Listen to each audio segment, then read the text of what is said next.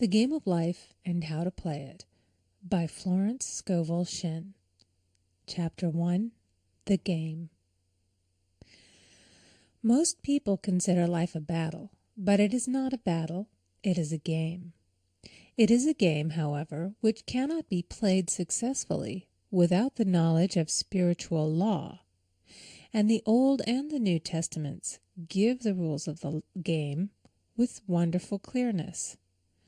Jesus Christ taught that it was a great game of giving and receiving. Whatsoever a man soweth, that shall he also reap. This means that whatever man sends out in word or deed will return to him. What he gives, he will receive. If he gives hate, he will receive hate. If he gives love, he will receive love. If he gives criticism, he will receive criticism. If he lies, he will be lied to. If he cheats, he will be cheated. We are taught also that the imaging faculty plays a leading part in the game of life. Keep thy heart, or imagination, with all diligence, for out of it are the issues of life. Proverbs 4:23. This means that what man images sooner or later externalizes in his affairs. I know of a man who feared a certain disease. It was a very rare disease and difficult to get, but he pictured it continually and read about it until it manifested in his body, and he died, the victim of distorted imagination. So we see, to play successfully the game of life, we must train the imaging faculty. A person with an imaging faculty trained to image only good brings into his life every righteous desire of his heart. Health, wealth, love, friends, perfect self-expression, his highest ideals. The imagination has been called the scissors of the mind, and it is ever cutting, day by day, the pictures man sees there, and sooner or later he meets his own creations in his outer world. To train the imagination successfully, man must understand the workings of his mind. The Greeks said, "Know thyself." There are three departments of the mind: the subconscious, conscious, and superconscious. The subconscious is simply power without direction. It is like steam or electricity, and it does what it is directed to. It has no power of induction. Whatever man feels deeply or images clearly is impressed upon the subconscious mind and carried out in minutest detail. For example, a woman I know, when a child, always made believe she was a widow. She dressed up in black clothes and wore a long black veil, and people thought she was very clever and amusing. She grew up and married a man with whom she was deeply in love. In a short time he died, and she wore black and a sweeping veil for many years. The picture of herself as a widow was so impressed upon the subconscious mind, and in due time worked itself out, regardless of the havoc created. The conscious mind has been called mortal or carnal mind. It is the human mind and sees life as it appears to be. It sees death, disaster, sickness, poverty, and limitation of every kind, and it impresses the subconscious. The superconscious mind is the God mind within each man and is the realm of perfect ideas. In it is the perfect pattern spoken of by Plato, the divine design, for there is a divine design for each person. There is a place that you are to fill and no one else can fill, something you are to do which no one else can do. There is a perfect picture of this in the superconscious mind. It usually flashes across the conscious as an unattainable ideal, something too good to be true. In reality, it is man's true destiny or destination flashed to him from the infinite intelligence which is within himself. Many people, however, are in ignorance of their true destinies and are striving for things and situations which do not belong to them and would only bring failure and dissatisfaction if attained. For example, a woman came to me and asked me to speak the word that she would marry a certain man with whom she was very much in love. She called him A.B. I replied that this would be a violation of spiritual law, but that I would speak the word for the right man, the divine selection, the man who belonged to her by divine right. I added, if A.B. is the right man, you can't lose him, and if he isn't, you will receive his equivalent. She saw A.B. frequently, but no headway was made in their friendship. One evening she called and said, "Do you know, for the last week A.B. hasn't seemed so wonderful to me." I replied, "Maybe he is not the divine selection. Another man may be the right one." Soon after that she met another man who fell in love with her at once and who said she was his ideal. In fact, he said all the things that she had always wished A.B. would say to her. She remarked, it was quite uncanny. She soon returned to his love and lost all interest in A.B. This shows the law of substitution. A right idea was substituted for a wrong one. Therefore, there was no loss or sacrifice involved. Jesus Christ said, "Seek ye first the kingdom of God and his righteousness, and all these things shall be added unto you." And he said the kingdom was within man. The kingdom is the realm of right ideas, or the divine pattern. Jesus Christ taught that man's words played a leading part in the game of life. By your words ye are justified, and by your words ye are condemned. Many people have brought disaster into their lives through idle words. For example, a woman once asked me why her life was now one of poverty, of limitation. Formerly she had a home, was surrounded by beautiful things, and had plenty of money. We found she had often tired of the management of her home and had said repeatedly, "I'm sick and tired of things. I wish I lived in a trunk." And she added, "Today I am living in that trunk." She had spoken herself into a trunk. The subconscious mind has no sense of humor, and people often joke themselves into unhappy experiences. For example, a woman who had a great deal of money joked continually about getting ready for the poorhouse. In a few years she was almost destitute, having impressed the subconscious mind with a picture of lack and limitation. Fortunately, the law works both ways, and a situation of lack may be changed to one of plenty. For example, a woman came to me one hot summer's day for a treatment for prosperity. She was worn out, dejected, and discouraged. She said she possessed just $8 in the world. I said, "Good, we'll bless the $8 and multiply them as Jesus Christ multiplied the loaves and the fishes." For he taught that every man had the power to bless and to multiply, to heal and to prosper. She said, "What shall I do next?" I replied, "Follow intuition. Have you a hunch to do anything or to go anywhere?" Intuition means intuition, or to be taught from within. It is man's unerring guide, and I will deal more fully with its laws in a following chapter. The woman replied, "I don't know. I seem to have a hunch to go home. I've just enough money for car fare." Her home was in a distant city and was one of lack and limitation, and the reasoning mind, or intellect, would have said, "Stay in New York and get work and make some money." I replied, "Then go home. Never violate a hunch." I spoke the following words for her. "Infinite Spirit, open the way for great abundance for She is an irresistible magnet for all that belongs to her by divine right." I told her to repeat it continually also. She left for home immediately, and calling on a woman one day, she linked up with an old friend of her family.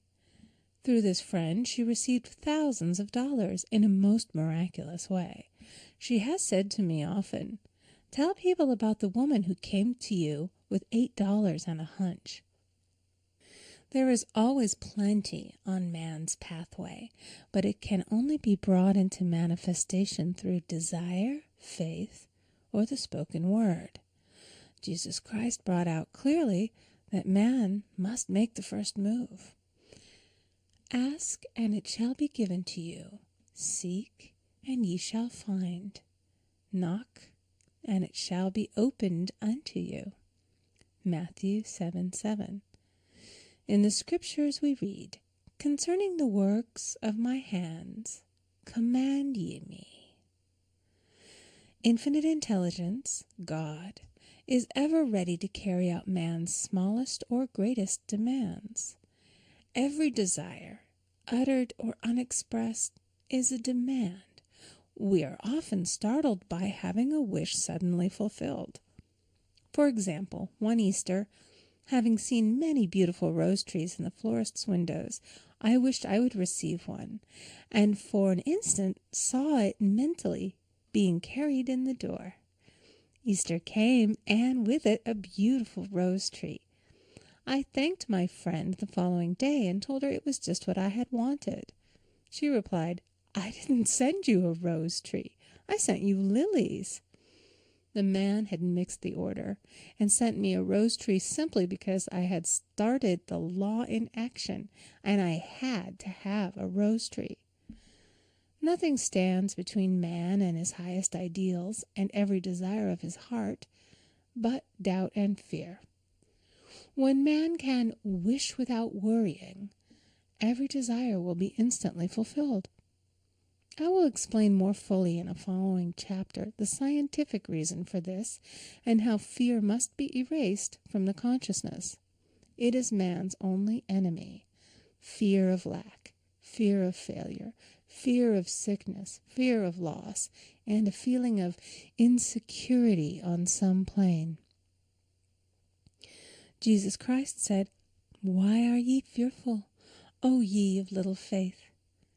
Matthew 8:26. So we can see we must substitute faith for fear is only inverted faith. It is faith in evil instead of good. The object of the game of life is to see clearly one's good and to obliterate all mental pictures of evil. This must be done by impressing the subconscious mind with a realization of good. A very brilliant man who has attained great success told me he had suddenly erased all fear from his consciousness by reading a sign which hung in a room. He saw printed in large letters this statement: "Why worry? It will probably never happen." These words were stamped indelibly upon his subconscious mind, and he now has a firm conviction that only good can come into his life, and therefore only good can manifest. In the following chapter, I will deal with the different methods of impressing the subconscious mind. It is man's faithful servant, but one must be careful to give it the right orders. Man has ever a silent listener at his side, his subconscious mind. Every thought, every word is impressed upon it and carried out in amazing detail. It is like a singer making a record on the sensitive disc of the phonographic plate. Every note and tone of the singer's voice is registered. If he coughs or hesitates, it is registered also. So let us break all the old bad records in the subconscious mind, the records of our lives which we do not wish to keep, and make new and beautiful ones.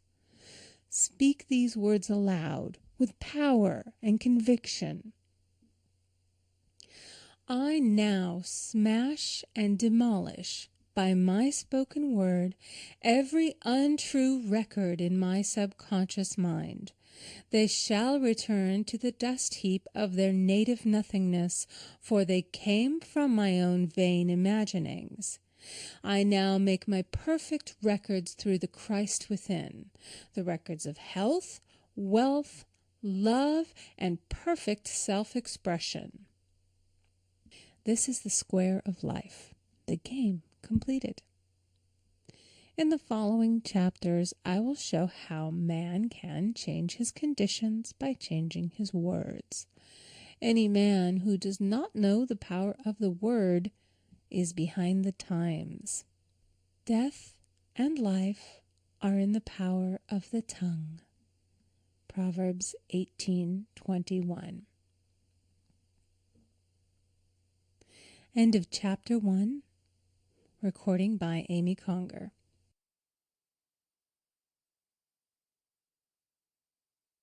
Chapter 2. The Law of Prosperity. Yea, the Almighty shall be thy defense, and thou shalt have plenty of silver. One of the greatest messages given to the race through the Scriptures is that God is man's supply, and that man can release, through his spoken word, all that belongs to him by divine right. He must, however, have perfect faith in his spoken word. Isaiah said, My word shall not return unto me void, but shall accomplish that whereunto it is sent.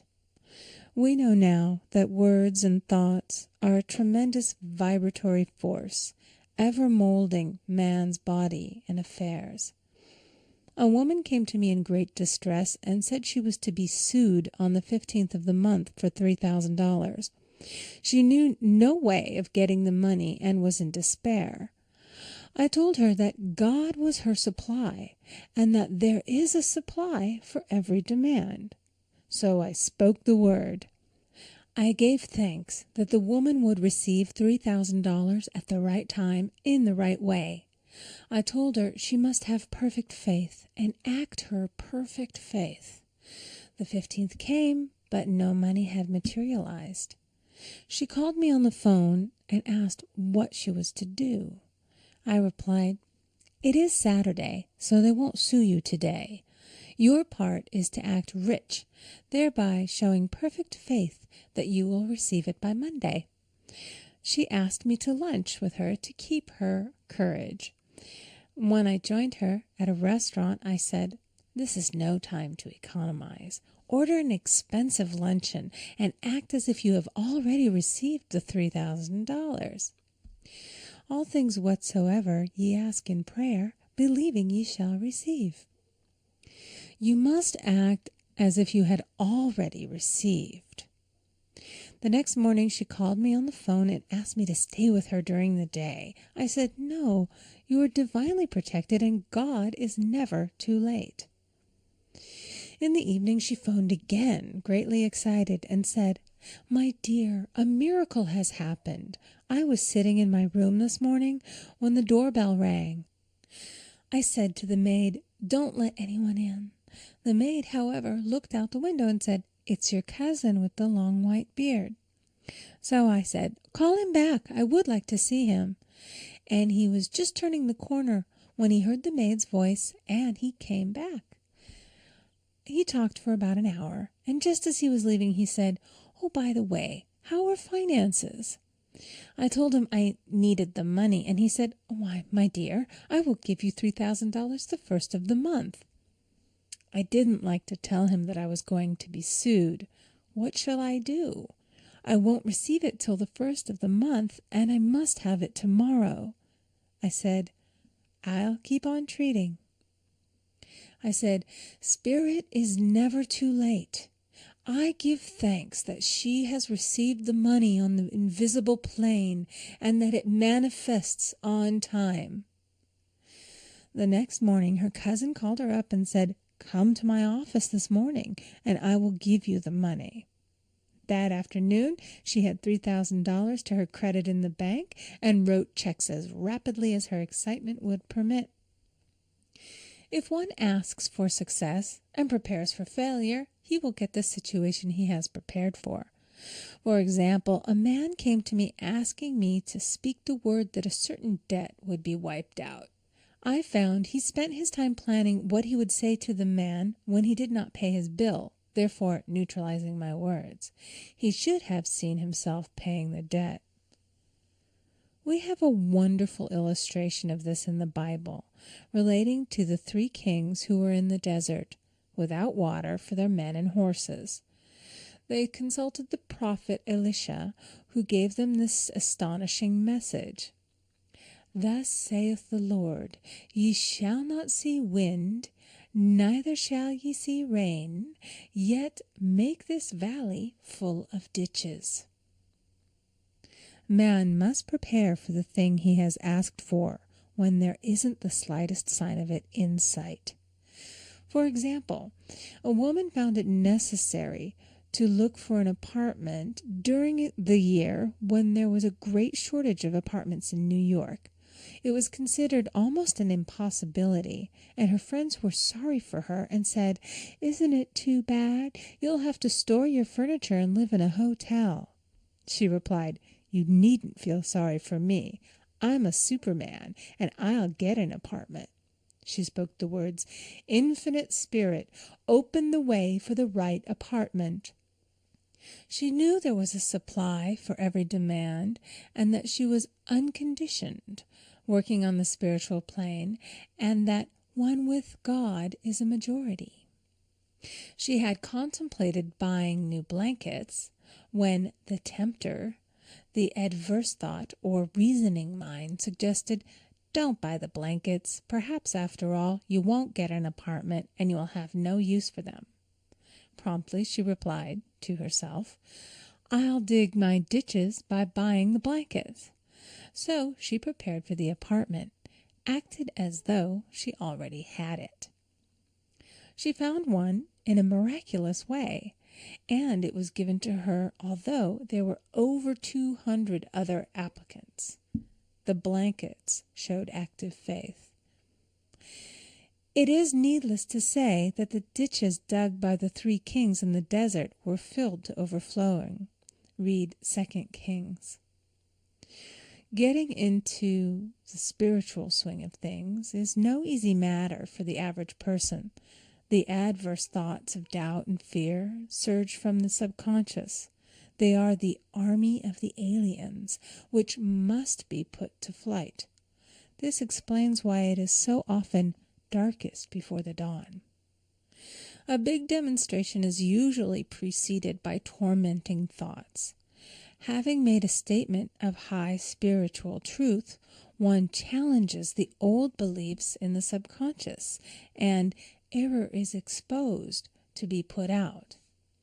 This is the time when one must make his affirmations of truth repeatedly, and rejoice and give thanks that he has already received. Before ye call, I shall answer. This means that every good and perfect gift is already man's, awaiting his recognition. Man can only receive what he sees himself receiving. The children of Israel were told that they could have all the land they could see. This is true of every man. He has only the land within his own mental vision. Every great work, every big accomplishment has been brought into manifestation through holding to the vision, and often just before the big achievement comes apparent failure and discouragement. The children of Israel, when they reached the promised land, were afraid to go in, for they said it was filled with giants who made them feel like grasshoppers. And there we saw the giants, and we were in our own sight as grasshoppers. This is almost every man's experience.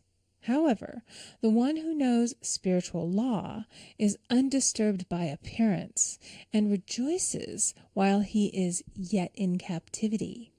That is, he holds to his vision and gives thanks that the end is accomplished. He has received. Jesus Christ gave a wonderful example of this. He said to his disciples, Say not ye, There are yet 4 months, and then cometh the harvest? Behold, I say unto you, lift up your eyes, and look on the fields, for they are ripe already to harvest. His clear vision pierced the world of matter, and he saw clearly the fourth-dimensional world, things as they really are, perfect and complete in divine mind. So man must ever hold the vision of his journey's end and demand the manifestation of that which he has already received. It may be his perfect health, love, supply, self-expression, home, or friends. They are all finished and perfect ideas registered in divine mind, man's own superconscious mind, and must come through him, not to him. For example, a man came to me asking for treatments for success. It was his imperative that he raise, within a certain time, $50,000 for his business. The time limit was almost up when he came to see me in despair. No one wanted to invest in his enterprise, and the bank had flatly refused a loan. I replied, I suppose you lost your temper while at the bank, therefore your power. You can control any situation if you first control yourself. Go back to the bank, I added, and I will treat. My treatment was, you are identified in love with the spirit of everyone connected with the bank. Let the divine idea come out of this situation. He replied, Woman, you are talking about an impossibility.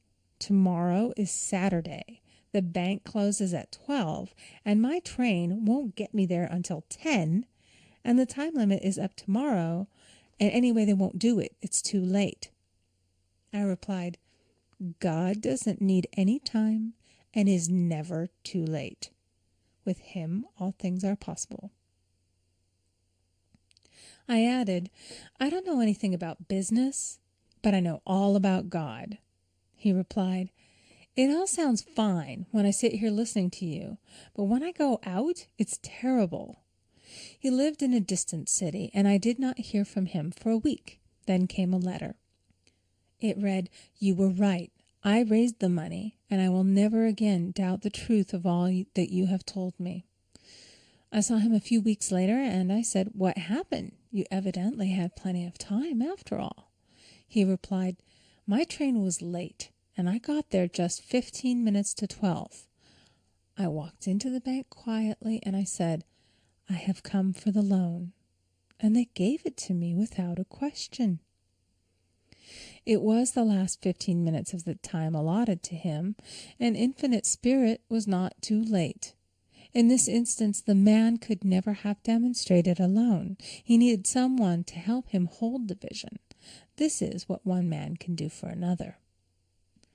Jesus Christ knew the truth of this when he said, If two of you shall agree on earth as touching anything that they shall ask, it shall be done for them of my Father which is in heaven.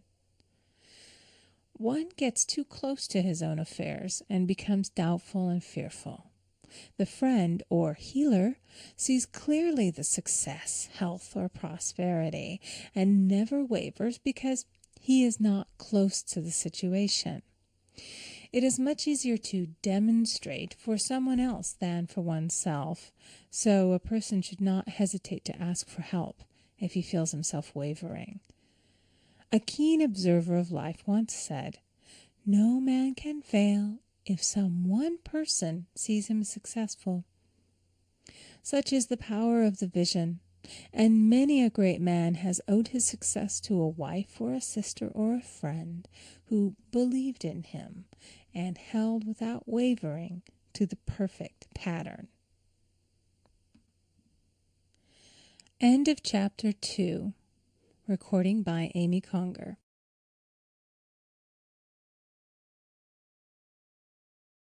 Chapter 3. The Power of the Word. By thy words thou shalt be justified, and by thy words thou shalt be condemned. A person knowing the power of the word becomes very careful of his conversation. He has only to watch the reaction of his words to know that they do not return void. Through his spoken word, man is continually making laws for himself. I knew a man who said, "I always miss a car. It invariably pulls out just as I arrive." His daughter said, "I always catch a car. It's sure to come just as I get there." This occurred for years. Each had made a separate law for himself, one of failure, one of success. This is the psychology of superstitions. The horseshoe or rabbit's foot contains no power, but man's spoken word and belief that it will bring him good luck creates expectancy in the subconscious mind and attracts a lucky situation. I find, however, this will not work when a man has advanced spiritually and knows a higher law. One cannot turn back, and one must put away graven images. For example, 2 men in my class had great success in business for several months, when suddenly everything went to smash. We tried to analyze the situation, and I found, instead of making their affirmations and looking to God for success and prosperity, they had each bought a lucky monkey. And I said, "Oh, I see. You have been trusting in the lucky monkeys instead of God. Put away the lucky monkeys and call on the law of forgiveness, for man has power to forgive or neutralize his mistakes." They decided to throw the lucky monkeys down a coal hole, and all went well again. This does not mean, however, that one should throw away every lucky ornament or horseshoe about the house, but he must recognize that the power back of it is the one and only power, God, and that the object simply gives him a feeling of expectancy. I was with a friend one day who was in deep despair.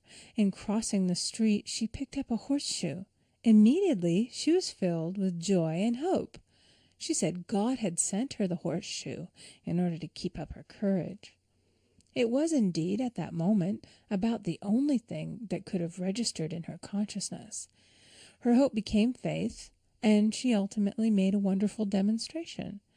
I wish to make the point clear that the men previously mentioned they were depending on the monkeys alone, while this woman recognized the power back of the horseshoe.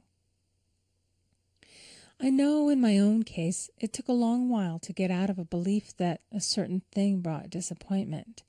If the thing happened, disappointment invariably followed.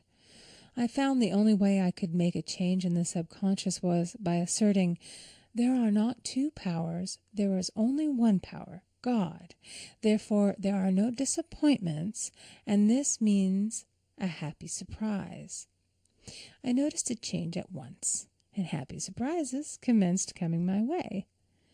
I have a friend who said nothing could induce her to walk under a ladder. I said, "If you are afraid, you are giving into a belief in 2 powers, good and evil, instead of one. As God is absolute, there can be no opposing power, unless man makes the false of evil for himself. To show you believe in only one power, God, and that there is no power or reality in evil, walk under the next ladder you see." Soon after, she went to her bank. She wished to open her box in the safety deposit vault, and there stood a ladder on her pathway. It was impossible to reach the box without passing under the ladder. She quailed with fear and turned back. She could not face the lion on her pathway. However, when she reached the street, my words rang in her ears, and she decided to turn and walk under it. It was a big moment in her life, for ladders had held her in bondage for years. She retraced her steps to the vault, and the ladder was no longer there. This so often happens. If one is willing to do a thing that he is afraid to do, he does not have to. It is the law of non-resistance, which is so little understood. Someone has said that courage contains genius and magic. Face a situation fearlessly, and there is no situation to face. It falls away of its own weight. The explanation is that fear attracted the ladder on the woman's pathway, and fearlessness removed it. Thus, the invisible forces are ever working for the man who is always pulling the strings himself, though he does not know it. Owing to the vibratory power of words, whatever man voices, he begins to attract. People who continually speak of disease invariably attract it. After man knows the truth, he cannot be too careful of his words. For example, I have a friend who often says on the phone, "Do come to see me and have a fine old-fashioned chat." This old-fashioned chat means an hour of about 500 to 1,000 destructive words, the principal topics being loss, lack, failure, and sickness. I reply, "No, thank you. I've had enough old-fashioned chats in my life. They are too expensive, but I will be glad to have a new-fashioned chat and talk about what we want, not what we don't want." There is an old saying that man only dares to use his words for three purposes: to heal, bless, or prosper. What man says of others will be said of him, and what he wishes for another he is wishing for himself. Curses like chickens come home to roost. If a man wishes someone bad luck, he is sure to attract bad luck himself. If he wishes to aid someone to success, he is wishing and aiding himself to success. The body may be renewed and transformed through the spoken word and clear vision, and disease be completely wiped out of the consciousness. The metaphysician knows that all disease has a mental correspondence, and in order to heal the body, one must first heal the soul. The soul is the subconscious mind, and it must be saved from wrong thinking. In the 23rd Psalm we read, "He restoreth my soul." This means that the subconscious mind or soul must be restored with the right ideas, and the mystical marriage is the marriage of the soul and the spirit, or the subconscious and superconscious mind. They must be one. When the subconscious is flooded with the perfect ideas of the superconscious, God and man are one. I and the Father are one. That is, he is one with the realm of perfect ideas. He is the man made in God's likeness and image, imagination, and is given power and dominion over all created things, his mind, body, and affairs. It is safe to say that all sickness and unhappiness come from the violation of the law of love. A new commandment I give unto you, love one another. And in the game of life, love or goodwill takes every trick. For example, a woman I know had, for years, an appearance of a terrible skin disease. The doctors told her it was incurable, and she was in despair. She was on the stage, and she feared she would soon have to give up her profession, and she had no other means of support. She, however, procured a good engagement, and on the opening night made a great hit. She received flattering notices from the critics, and was joyful and elated. The next day she received a notice of dismissal. A man in the cast had been jealous of her success and had caused her to be sent away.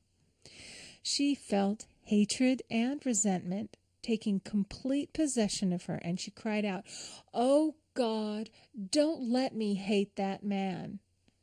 That night she worked for hours in the silence. She said, "I soon came into very deep silence. I seemed to be at peace with myself, with the man, and with the whole world. I continued this for 2 following nights, and on the 3rd day I found I was healed completely of the skin disease." In asking for love or goodwill, she had fulfilled the law, for love is the fulfilling of the law, and the disease, which came from the subconscious resentment, was wiped out. Continual criticism produces rheumatism, as critical, inharmonious thoughts cause unnatural deposits in the blood which settle in the joints. False growths are caused by jealousy, hatred, unforgiveness, fear, etc. Every disease is caused by a mind not at ease. I said once in my class, there is no use asking anyone, "What's the matter with you?" We might as well just say, "Who's the matter with you?" Unforgiveness is the most prolific cause of disease. It will harden arteries or liver and affect the eyesight. In its train are endless ills. I called on a woman one day who said she was ill from having eaten a poisoned oyster. I replied, "Oh no, the oyster was harmless. You poisoned the oyster. What's the matter with you?" She answered, "Oh, about 19 people." She had quarreled with 19 people and had become so inharmonious that she attracted the wrong oyster. Any inharmony on the external indicates there is mental inharmony. As the within, so the without. Man's only enemies are within himself, and a man's foes shall be they of his own household. Personality is one of the last enemies to be overcome, as this planet is taking its initiation in love. It was Christ's message, peace on earth, goodwill toward man. The enlightened man, therefore, endeavors to perfect himself upon his neighbor. His work is within himself, to send out goodwill and blessings to every man, and the marvelous thing is that if one blesses a man, he has no power to harm him. For example, a man came to me asking him to treat for success in business. He was selling machinery, and a rival appeared on the scene with what he proclaimed was a better machine, and my friend feared defeat. I said, "First of all, we must wipe out all fear, and know that God protects your interests, and that the divine idea must come out of the situation. That is, the right machine will be sold by the right man to the right man." And I added, "Don't hold one critical thought toward that man. Bless him all day and be willing not to sell your machine if it isn't the divine idea." So he went to the meeting, fearless and non-resistant, and blessing the other man. He said the outcome was very remarkable. The other man's machine refused to work, and he sold his without the slightest difficulty. But I say unto you, love your enemies, bless them that curse you, do good to them that hate you, and pray for them which spitefully use you and persecute you. Goodwill produces a great aura of protection about the one who sends it, and no weapon that is formed against him shall prosper. In other words, love and goodwill destroy the enemies within oneself. Therefore, one has no enemies on the external. There is peace on earth for him who sends goodwill to man. End of chapter 3. Recording by Amy Conger.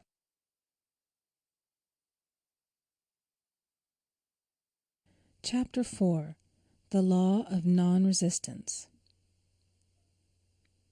Resist not evil, be not overcome of evil, but overcome evil with good.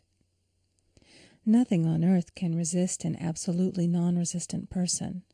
The Chinese say that water is the most powerful element because it is perfectly non-resistant. It can wear away a rock and sleep away all before it. Jesus Christ said, "Resist not evil," for he knew in reality there is no evil, therefore nothing to resist. Evil has come of man's vain imagination, or a belief in two powers, good and evil. There is an old legend that Adam and Eve ate of Maya, the tree of illusion, and saw two powers instead of one power, God. Therefore, evil is a false law man has made for himself through psychoma or soul sleep. Soul sleep means that man's soul has been hypnotized by the race belief of sin, sickness, and death, etc., which is carnal or mortal thought, and his affairs have outpictured his illusions. We have read in a preceding chapter that man's soul is his subconscious mind, and whatever he feels deeply, good or bad, is outpictured by that faithful servant. His body and affairs show forth what he has been picturing. The sick man has pictured sickness, the poor man poverty, the rich man wealth. Young people often say, "Why does a little child attract illness?" when it is too young to even know what it means? I answer that children are sensitive and receptive to the thoughts of others about them, and often outpicture the fears of their parents. I heard a metaphysician once say, "If you do not run your subconscious mind yourself, someone else will run it for you."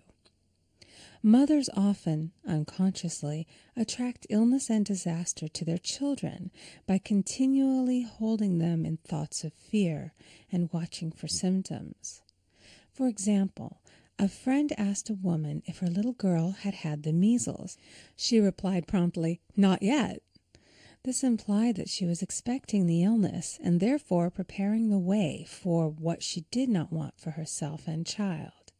However, the man who is centered and established in his right thinking, the man who sends out only goodwill to his fellow man, and who is without fear, cannot be touched or influenced by the negative thoughts of others.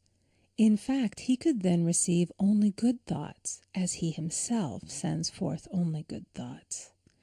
Resistance is hell, for it places man in a state of torment. A metaphysician once gave me a wonderful recipe for taking every trick in the game of life. It is the acme of non-resistance. He gave it in this way. At one time in my life, I baptized children, and of course they had many names. Now I no longer baptize children, but I baptize events. But I give every event the same name. If I have a failure, I baptize it success, in the name of the Father and of the Son and of the Holy Ghost. In this we see the great law of transmutation, founded on non-resistance. Through his spoken word, every failure was transmuted into success. For example, a woman who required money, who knew the spiritual law of opulence, was thrown continually in a business way with a man who made her feel very poor.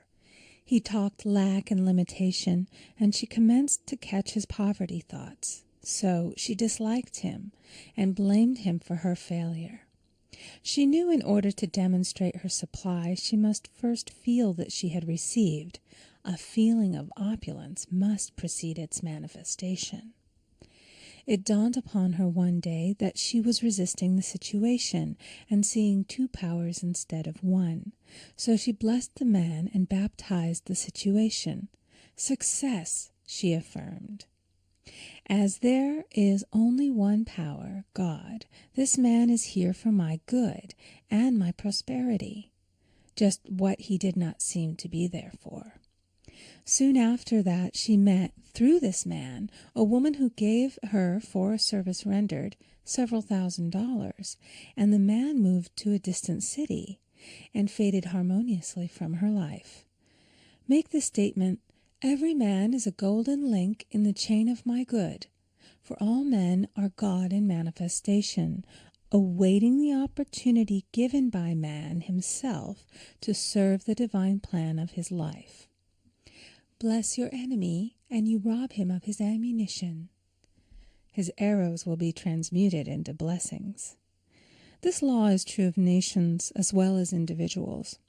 Bless a nation, send love and goodwill to every inhabitant, and it is robbed of its power to harm. Man can only get the right idea of non-resistance through spiritual understanding. My students have often said, "I don't want to be a doormat." I reply, when you use non-resistance with wisdom, no one will ever be able to walk over you. Another example. One day I was impatiently awaiting an important telephone call. I resisted every call that came in and made no outgoing calls myself, reasoning that it might interfere with the one I was awaiting. Instead of saying, "Divine ideas never conflict, the call will come at the right time," leaving it to infinite intelligence to arrange, I commenced to manage things myself. I made the battle mine, not God's, and remained tense and anxious. The bell did not ring for about an hour, and I glanced at the phone and found the receiver had been off that length of time, and the phone was disconnected. My anxiety, fear, and belief in interference had brought on a total eclipse of the telephone. Realizing what I had done, I commenced blessing the situation at once. I baptized it success and affirmed, "I cannot lose any call that belongs to me by divine right. I am under grace and not under law." A friend rushed out to the nearest telephone to notify the company to reconnect. She entered a crowded grocery, but the proprietor left his customers and attended to the call himself. My phone was connected at once, and 2 minutes later I received a very important call, and about an hour afterward, the one I had been awaiting. One's ships come in over a calm sea. So long as man resists a situation, he will have it with him. If he runs away from it, it will run after him. For example, I repeated this to a woman one day, and she replied, "How true that is! I was unhappy at home. I disliked my mother, who was critical and domineering. So I ran away and was married. But I married my mother, for my husband was exactly like my mother, and I had the same situation to face again." Agree with thine adversary quickly. That means agree that the adverse situation is good. Be undisturbed by it, and it falls away of its own weight. "None of these things move me" is a wonderful affirmation. The inharmonious situation comes from some inharmony within man himself. When there is in him no emotional response to an inharmonious situation, it fades away forever from his pathway. So we see man's work is ever with himself. People have said to me, "Give treatments to change my husband or my brother." I reply, "No, I will give treatments to change you. When you change, your husband and your brother will change." One of my students was in the habit of lying.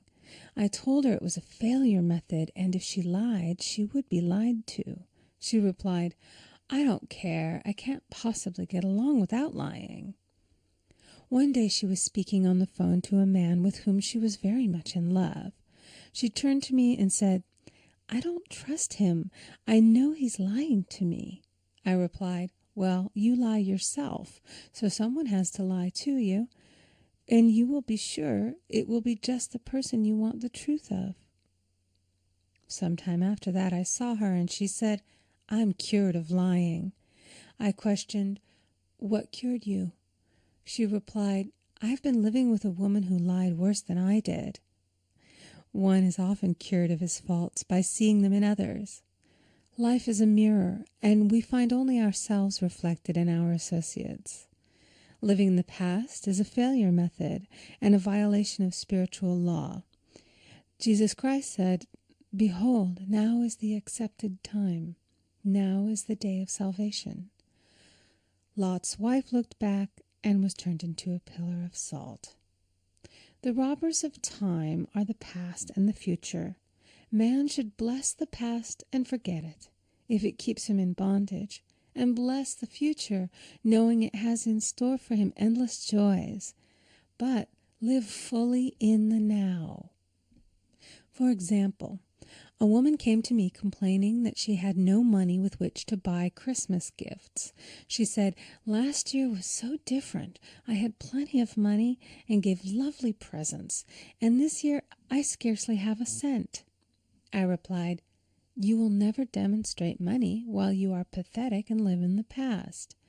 Live fully in the now and get ready to give Christmas presents. Dig your ditches and the money will come." She exclaimed, "I know what to do. I'll buy some tinsel, twine, Christmas seals, and wrapping paper." I replied, "Do that, and the presents will come and stick themselves to the Christmas seals." This, too, was showing financial fearlessness and faith in God, as the reasoning mind said, "Keep every cent you have, as you are not sure you will get any more." She bought her seals, paper, and twine, and a few days before Christmas received a gift of several $100s. Buying the seals and twine had impressed the subconscious with expectancy and opened the way for the manifestation of the money. She purchased all the presents in plenty of time. Man must live suspended in the moment. Look well, therefore, to this day. Such is the salutation of the dawn. He must be spiritually alert, ever waiting his leads, taking advantage of every opportunity. One day I said continually, silently, "Infinite Spirit, don't let me miss a trick." And something very important was told to me that evening.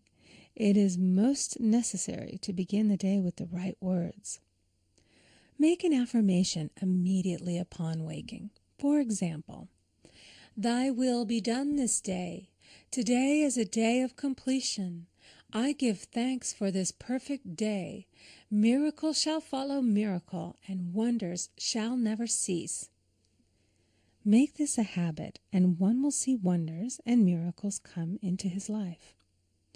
One morning I picked up a book and read, "Look with wonder at that which is before you." It seemed to be my message for the day, so I repeated it again and again. Look with wonder at that which is before you. At about noon, a large sum of money was given to me, which I had been desiring for a certain purpose.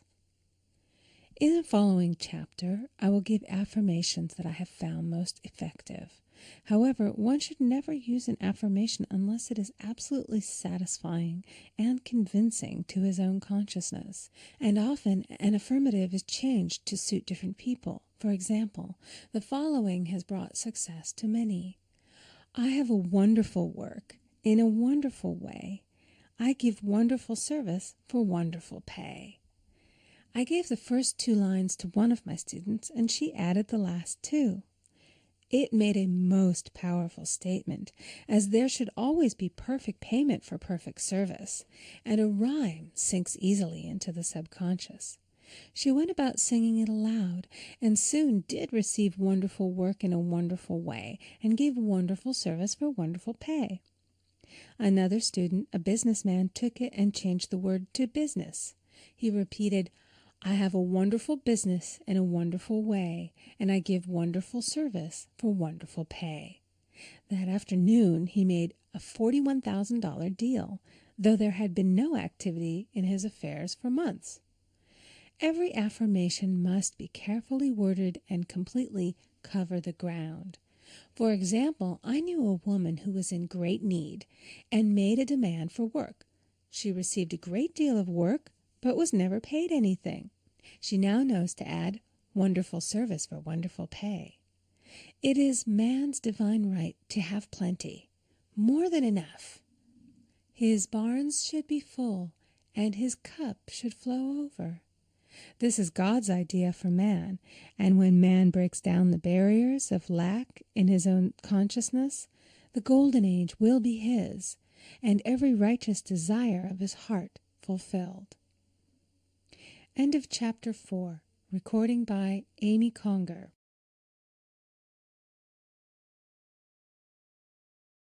Chapter 5. The Law of Karma and the Law of Forgiveness. Man receives only that which he gives. The game of life is a game of boomerangs. Man's thoughts, deeds, and words return to him sooner or later with astounding accuracy. This is the law of karma, which is Sanskrit for comeback. Whatsoever a man soweth, that shall he also reap. For example, a friend told me this story of herself, illustrating the law. She said, I make all my karma on my aunt. Whatever I say to her, someone says to me. I am often irritable at home when one day said to my aunt, who was talking to me during dinner, no more talk, I wish to eat in peace. The following day I was lunching with a woman with whom I wished to make a great impression. I was talking animatedly when she said, no more talk, I wish to eat in peace. My friend is high in consciousness, so her karma returns much more quickly than to one on the mental plane. The more man knows, the more he is responsible for, and a person with a knowledge of spiritual law, which he does not practice, suffers greatly in consequence. The fear of the Lord, law, is the beginning of wisdom. If we read the word Lord, law, it will make many passages in the Bible much clearer. Vengeance is mine, I will repay, saith the Lord, law. It is the law which takes vengeance, not God. God sees man perfect, created in his own image, imagination, and given power and dominion. This is the perfect idea of man, registered in divine mind, awaiting man's recognition. For man can only be what he sees himself to be, and only attain what he sees himself attaining. Nothing ever happens without an onlooker, is an ancient saying. Man first sees his failure or success, his joy or sorrow, before it swings into visibility from the scenes set in his own imagination.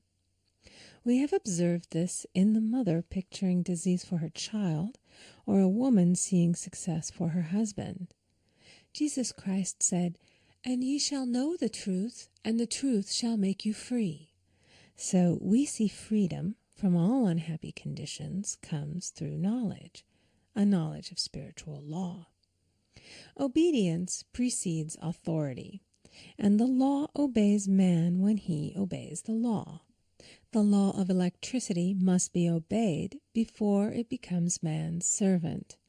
When handled ignorantly, it becomes man's deadly foe. So with the laws of mind. For example, a woman with a strong personal will wished she owned a house which belonged to an acquaintance, and she often made mental pictures of herself living in the house. In the course of time, the man died, and she moved into the house. Several years afterwards, coming into the knowledge of spiritual law, she said to me, "Do you think I had anything to do with that man's death?" I replied, "Yes, your desire was so strong, everything made way for it. But you paid your karmic debt. Your husband, whom you loved devotedly, died soon after, and the house was a white elephant on your hands for many years." The original owner, however, could not have been affected by her thoughts had he been positive in the truth, nor her husband, but they were both under karmic law. The woman should have said, feeling the great desire for the house, "Infinite intelligence, give me the right house, equally as charming as this, the house which is mine by divine right." The divine selection would have given perfect satisfaction and brought good to all. The divine pattern is the only safe pattern to work by. Desire is a tremendous force and must be directed in the right channels, or chaos ensues.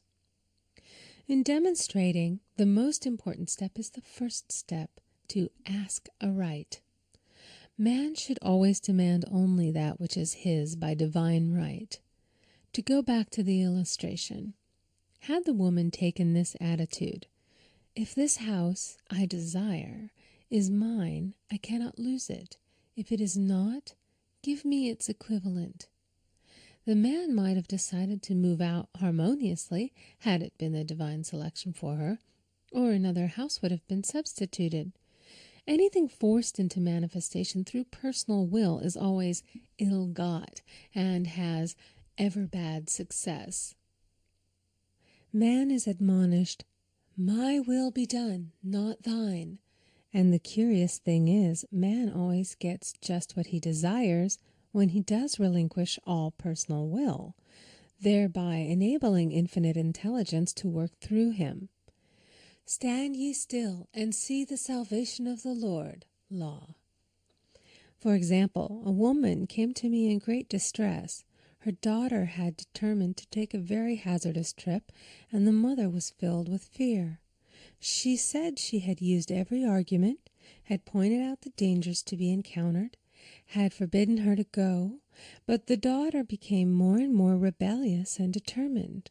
I said to the mother, "You are forcing your personal will upon your daughter, which you have no right to do, and your fear of the trip is only attracting it, for man attracts what he fears." I added, "Let go and take your mental hands off. Put it in God's hands and use this statement: I put this situation in the hands of infinite love and wisdom. If this trip is the divine plan, I bless it and no longer resist. But if it is not divinely planned, I give thanks that it is now dissolved and dissipated." A day or two after that, her daughter said to her, "Mother, I have given up the trip," and the situation returned to its native nothingness. It is learning to stand still which seems so difficult for man. I will deal more fully with this law in the chapter on non-resistance. I will give another example of sowing and reaping, which came in the most curious way. A woman came to me saying she had received a counterfeit $20 bill given to her at the bank. She was much disturbed, for, she said, "The people at the bank will never acknowledge their mistake." I replied, "Let us analyze the situation and find out why you attracted it." She thought a few moments and exclaimed, "I know it. I sent a friend a lot of stage money just for a joke." So the law had sent her some stage money, for it doesn't know anything about jokes. I said, "Now we will call on the law of forgiveness and neutralize the situation."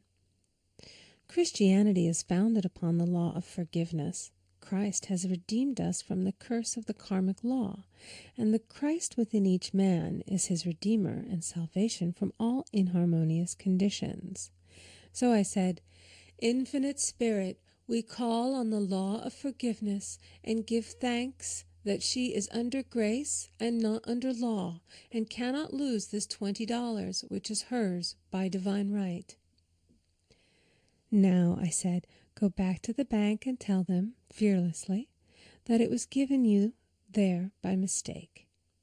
She obeyed, and to her surprise, they apologized and gave her another bill, treating her most courteously.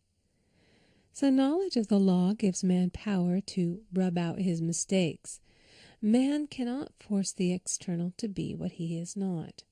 If he desires riches, he must be rich first in consciousness. For example, a woman came to me asking treatment for prosperity. She did not take much interest in her household affairs, and her home was in great disorder. I said to her, "If you wish to be rich, you must be orderly. All men with great wealth are orderly, and order is heaven's first law." I added, "You will never become rich with a burnt match in the pincushion."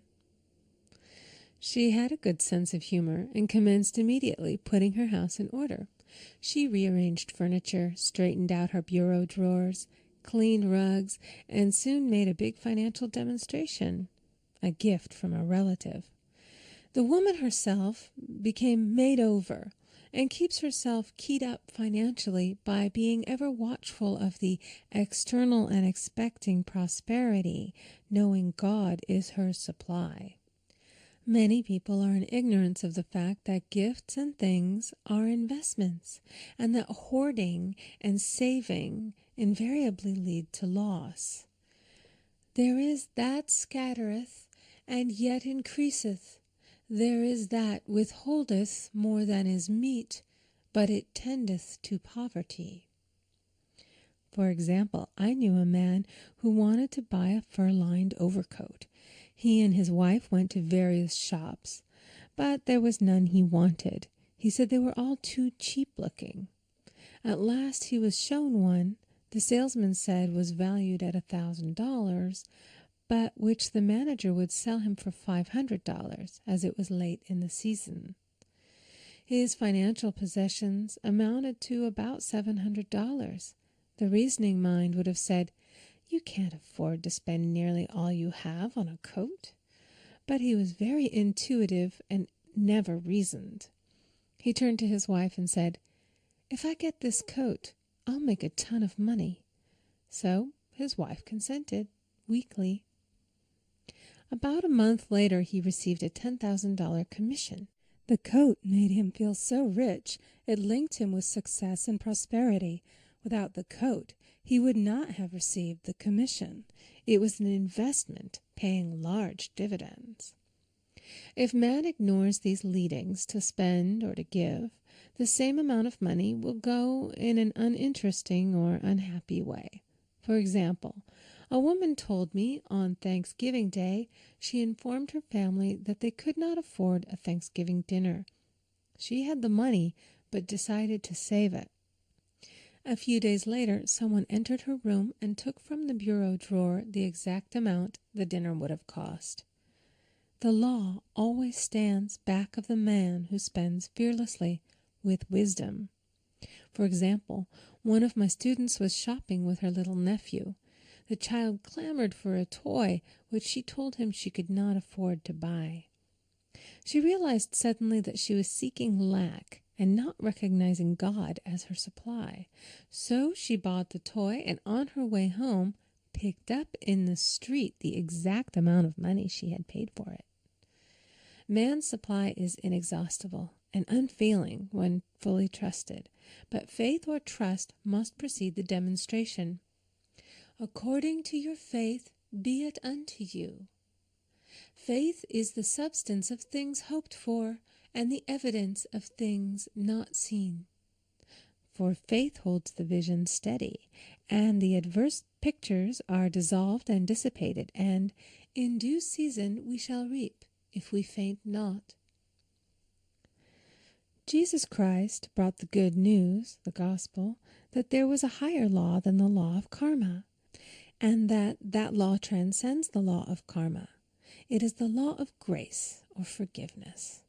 It is the law which frees man from the law of cause and effect, the law of consequence. Under grace, not under law. We are told that on this plane, man reaps where he has not sown. The gifts of God are simply poured out upon him. All that the kingdom affords is his. This continued state of bliss awaits the man who has overcome the race or world thought. In the world thought there is tribulation, but as Jesus Christ said, "Be of good cheer, I have overcome the world." The world thought is that of sin, sickness, and death. He saw their absolute unreality and said, "Sickness and sorrow shall pass away, and death itself, the last enemy, be overcome." We now know, from a scientific standpoint, that death could be overcome by stamping the subconscious mind with the conviction of eternal youth and eternal life. The subconscious, being simply power without direction, carries out orders without questioning. Working under the direction of the superconscious, the Christ or God within man, the resurrection of the body would be accomplished. Man would no longer throw off his body in death. It would be transformed into the body electric, sung by Walt Whitman, for Christianity is founded upon the forgiveness of sins and an empty tomb. End of Chapter 5. Recording by Amy Conger.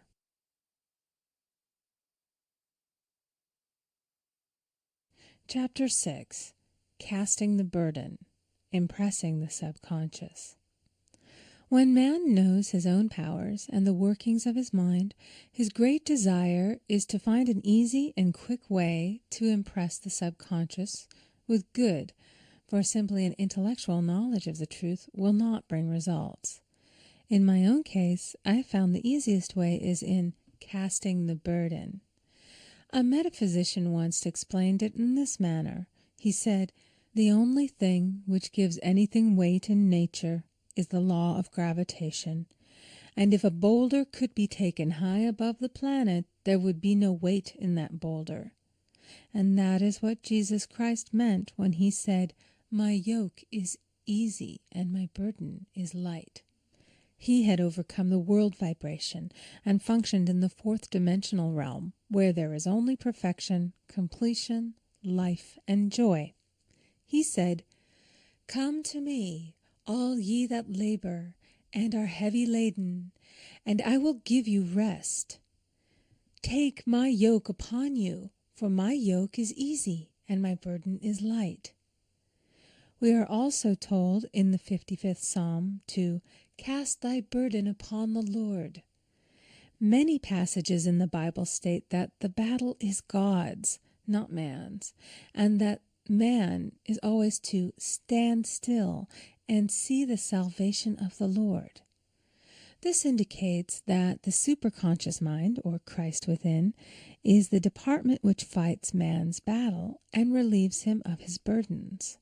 We see, therefore, that man violates law if he carries a burden, and a burden is an adverse thought or condition, and this thought or condition has its root in the subconscious.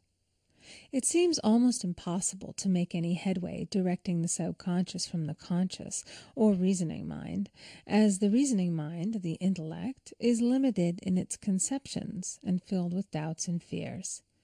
How scientific is it, then, to cast the burden upon the superconscious mind, or Christ within, where it is made light or dissolved into its native nothingness? For example, a woman in urgent need of money may light upon the Christ within, the superconscious, with the statement, "I cast this burden of lack on the Christ within, and I go free to have plenty." The belief in lack was her burden, and as she cast it upon the superconscious with its belief of plenty, an avalanche of supply was the result. We read, "The Christ in you, the hope of glory." Another example. One of my students had been given a new piano, and there was no room in her studio for it until she had moved out the old one. She was in a state of perplexity. She wanted to keep the old piano, but knew of no place to send it. She became desperate, as the new piano was to be sent immediately. In fact, was on its way, with no place to put it. She said it came to her to repeat, "I cast this burden on the Christ within, and I go free." A few minutes later, her phone rang, and a woman friend asked if she might rent her old piano, and it was moved out. A few minutes before, the new one arrived. I knew a woman whose burden was resentment. She said, "I cast this burden of resentment on the Christ within, and I go free to be loving, harmonious, and happy." The almighty superconscious flooded the subconscious with love, and her whole life was changed. For years, resentment had held her in a state of torment and imprisoned her soul, the subconscious mind. The statement should be made over and over and over, sometimes for hours at a time, silently or audibly, with quietness but determination. I have often compared it to winding up a Victrola. We must wind ourselves up with spoken words. I have noticed in casting the burden, after a little while, one seems to see clearly. It is impossible to have clear vision while in the throes of carnal mind. doubts and fear poison the mind and body, and imagination runs riot, attracting disaster and disease. In steadily repeating the affirmation, "I cast this burden on the Christ within and go free," the vision clears, and with it a feeling of relief, and sooner or later comes the manifestation of good, be it health, happiness, or supply. One of my students once asked me to explain the darkness before the dawn. I referred in a preceding chapter to the fact that often, before the big demonstration, everything seems to go wrong, and deep depression clouds the consciousness. It means that out of the subconscious are rising the doubts and fears of the ages. These old derelicts of the subconscious rise to the surface to be put out. It is then that man should clap his cymbals like Jehoshaphat and give thanks that he is saved, even though he seems surrounded by the enemy, the situation of lack or disease. The student continued, "How long must one remain in the dark?" And I replied, "Until one can see in the dark." And casting the burden enables one to see in the dark. In order to impress the subconscious, active faith is always essential. Faith without works is dead. In these chapters, I have endeavored to bring out this point. Jesus Christ showed active faith when he commanded the multitude to sit down on the ground before he gave thanks for the loaves and the fishes. I will give another example showing how necessary this step is. In fact, active faith is the bridge over which man passes to his promised land. Through misunderstanding, a woman had been separated from her husband, whom she loved deeply. He refused all offers of reconciliation and would not communicate with her in any way. Coming into the knowledge of spiritual law, she denied the appearance of separation. She made this statement: "There is no separation in divine mind. Therefore, I cannot be separated from the love and companionship which are mine by divine right." She showed active faith by arranging a place for him at the table every day, thereby impressing the subconscious with a picture of his return. Over a year passed, but she never wavered, and one day he walked in. The subconscious is often impressed through music. Music has a fourth-dimensional quality and releases the soul from imprisonment. It makes wonderful things seem possible and easy of accomplishment. I have a friend who uses her Victrola daily for this purpose. It puts her in perfect harmony and releases the imagination. Another woman often dances while making her affirmations. The rhythm and harmony of music and motion carry her words forth with tremendous power. The student must remember also not to despise the day of small things. Invariably, before a demonstration come signs of land. Before Columbus reached America, he saw birds and twigs, which showed him land was near. So it is with a demonstration, but often the student mistakes it for the demonstration itself and is disappointed. For example, a woman had spoken the word for a set of dishes. Not long afterwards, a friend gave her a dish which was old and cracked. She came to me and said, "Well, I asked for a set of dishes, and all I got was a cracked plate." I replied, "The plate was only signs of land. It shows your dishes are coming. Look upon it as birds and seaweed." And not long afterwards, the dishes came. Continually making believe impresses the subconscious. If one makes believe he is rich and makes believe he is successful, in due time he will reap. Children are always making believe, and "Except ye be converted and become as little children, ye shall not enter the kingdom of heaven." For example, I know of a woman who is very poor, but no one could make her feel poor. She earned a small amount of money from rich friends who constantly reminded her of her poverty and to be careful and saving. Regardless of their admonitions, she would spend all her earnings on a hat or make someone a gift and be in a rapturous state of mind. Her thoughts were always centered on beautiful clothes and rings and things, but without envying others. She lived in the world of the wondrous, and only riches seemed real to her. Before long, she married a rich man, and the rings and things became visible.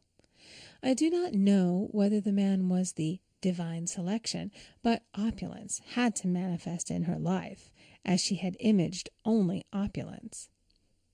There is no peace or happiness for man until he has erased all fear from the subconscious. Fear is misdirected energy and must be redirected or transmuted into faith. Jesus Christ said, "Why are ye fearful, O ye of little faith? All things are possible to him that believeth." I am asked so often by my students, "How can I get rid of fear?" I replied, "By walking up to the thing you are afraid of." The lion takes its fierceness from your fear. Walk up to the lion, and he will disappear. Run away, and he runs after you.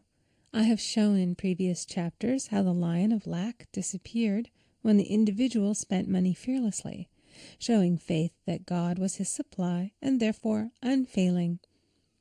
Many of my students have come out of the bondage of poverty and are now bountifully supplied through losing all fear of letting money go out. The subconscious is impressed with the truth that God is the giver and the gift. Therefore, as one is one with the giver, he is one with the gift. A splendid statement is, "I now thank God the giver for God the gift." Man has so long separated himself from his good and his supply, through thoughts of separation and lack, that sometimes it takes dynamite to dislodge these false ideas from the subconscious, and the dynamite is a big situation. We see in the foregoing illustration how the individual was freed from his bondage by showing fearlessness. Man should watch himself hourly to detect if his motive for action is fear or faith. "Choose ye this day whom we shall serve," fear or faith. Perhaps one's fear is of personality. Then do not avoid the people feared. Be willing to meet them cheerfully, and they will either prove golden links in the chain of one's good, or disappear harmoniously from one's pathway. Perhaps one's fear is of disease or germs.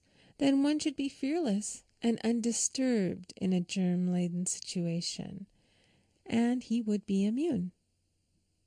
One can only contract germs while vibrating at the same rate as the germ, and fear drags men down to the level of the germ.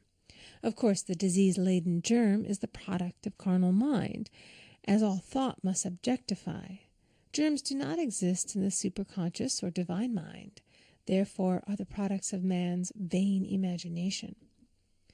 In the twinkling of an eye, man's release will come when he realizes there is no power in evil.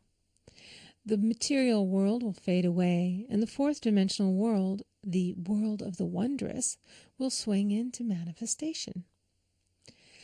"And I saw a new heaven and a new earth, and there shall be no more death, neither sorrow nor crying, neither shall there be any more pain, for the former things are passed away." End of chapter 6. Recording by Amy Conger.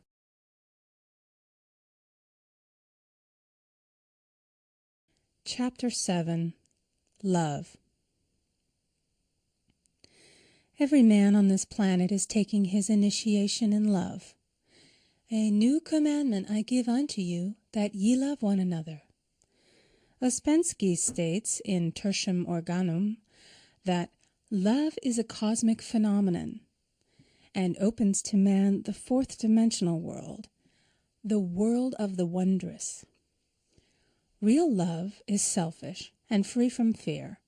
It pours itself out upon the object of its affection without demanding any return. Its joy is in the joy of giving. Love is God in manifestation and the strongest magnetic force in the universe. Pure, unselfish love draws to itself its own. It does not need to seek or demand. Scarcely anyone has the faintest conception of real love. Man is selfish, tyrannical, or fearful in his affections, thereby losing the things he loves. Jealousy is the worst enemy of love, for the imagination runs riot, seeing the loved one attracted to another, and invariably these fears objectify if they are not neutralized. For example, a woman came to me in deep distress. The man she loved had left her for another woman, and said he never intended to marry her. She was torn with jealousy and resentment, and said she hoped he would suffer as he had made her suffer, and added, "How could he leave me when I loved him so much?" I replied, "You are not loving that man, you are hating him," and added, "You can never receive what you have never given. Give a perfect love, and you will receive a perfect love. Perfect yourself on this man. Give him a perfect, unselfish love, demanding nothing in return. Do not criticize or condemn, and bless him wherever he is." She replied, "No, I won't bless him unless I know where he is." "Well," I said, "that is not real love. When you send out real love will return to you, either from this man or his equivalent, for if this man is not the divine selection, you will not want him. As you are one with God, you are one with the love which belongs to you by divine right." Several months passed, and matters remained about the same, but she was working conscientiously within herself. I said, "When you are no longer disturbed by his cruelty, he will cease to be cruel, as you are attracting it through your own emotions." Then I told her of a brotherhood in India who never said good morning to each other. They used these words, "I salute the divinity in you." They saluted the divinity in every man and in the wild animals in the jungle, and they were never harmed, for they saw only God in every living thing. I said, "Salute the divinity in this man and say, 'I see your divine self only. I see you as God sees you, perfect, made in his image and likeness.'" She found she was becoming more poised and gradually losing her resentment. He was a captain, and she always called him the Cap. One day she said suddenly, "God bless the Cap wherever he is." I replied, "Now that is real love, and when you have become a complete circle and are no longer disturbed by the situation, you will have his love or attract its equivalent." I was moving at this time and did not have a telephone, so was out of touch with her for a few weeks, when one morning I received a letter saying, "We are married." At the earliest opportunity I paid her a call. My first words were, "What happened?" "Oh," she exclaimed, "a miracle! One day I woke up and all suffering had ceased. I saw him that evening and he asked me to marry him. We were married in about a week, and I have never seen a more devoted man." There is an old saying, "No man is your enemy, no man is your friend, every man is your teacher." So one should become impersonal and learn what each man has to teach him, and soon he would learn his lessons and be free. The woman's lover was teaching her selfish love, which every man sooner or later must learn. Suffering is not necessary for man's development, It is the result of violation of spiritual law, but few people seem able to rouse themselves from their soul sleep without it. When people are happy, they usually become selfish, and automatically the law of karma is set in action. Man often suffers loss through lack of appreciation. I knew a woman who had a very nice husband, but she said often, "I don't care anything about being married, but that is nothing against my husband. I'm simply not interested in married life." She had other interests, and scarcely remembered she had a husband. She only thought of him when she saw him. One day her husband told her he was in love with another woman, and left. She came to me in distress and resentment. I replied, "It is exactly what you spoke the word for. You said you didn't care anything about being married, so the subconscious worked to get you unmarried." She said, "Oh yes, I see. People get what they want and then feel very much hurt." She soon became in perfect harmony with the situation and knew they were both much happier apart. When a woman becomes indifferent or critical and ceases to be an inspiration to her husband, he misses the stimulus of their early relationship and is restless and unhappy. A man came to me dejected, miserable, and poor. His wife was interested in the science of numbers and had had him read. It seems the report was not very favorable, for he said, "My wife says I'll never amount to anything because I am a 2. I replied, "I don't care what your number is. You are a perfect idea in divine mind, and we will demand the success and prosperity which are already planned for you by that infinite intelligence." Within a few weeks he had a very fine position, and a year or two later he achieved a brilliant success as a writer. No man is a success in business unless he loves his work. The picture the artist paints for love of his art is his greatest work. The potboiler is always something to live down. No man can attract money if he despises it. Many people are kept in poverty by saying, "Money means nothing to me. I have a contempt for people who have it." This is the reason so many artists are poor. Their contempt for money separates them from it. I remember hearing one artist say of another, "He's no good as an artist, but he has money in the bank." This attitude of mind, of course, separates man from his supply. He must be in harmony with a thing in order to attract it. Money is God in manifestation, as freedom from want and limitation. But it must be always kept in circulation and put to right uses. Hoarding and saving react with grim vengeance. This does not mean that man should not have houses and lots, stocks and bonds, for "the barns of the righteous man shall be full." It means that man should not hoard even the principal if an occasion arises when money is necessary. In letting it go out fearlessly and cheerfully, he opens the way for more to come in, for God is man's unfailing and unexhaustible supply. This is the spiritual attitude towards money, and the great bank of the universal never fails. We see an example of hoarding in the film production of Greed. The woman won $5,000 in a lottery, but would not spend it. She hoarded and saved, let her husband suffer and starve, and eventually she scrubbed floors for a living. She loved the money itself and put it above everything, and one night she was murdered and the money taken from her. This is an example of where love of money is the root of all evil. Money in itself is good and beneficial, but used for destructive purposes, hoarded and saved, or considered more important than love, brings disease and disaster, and the loss of the money itself.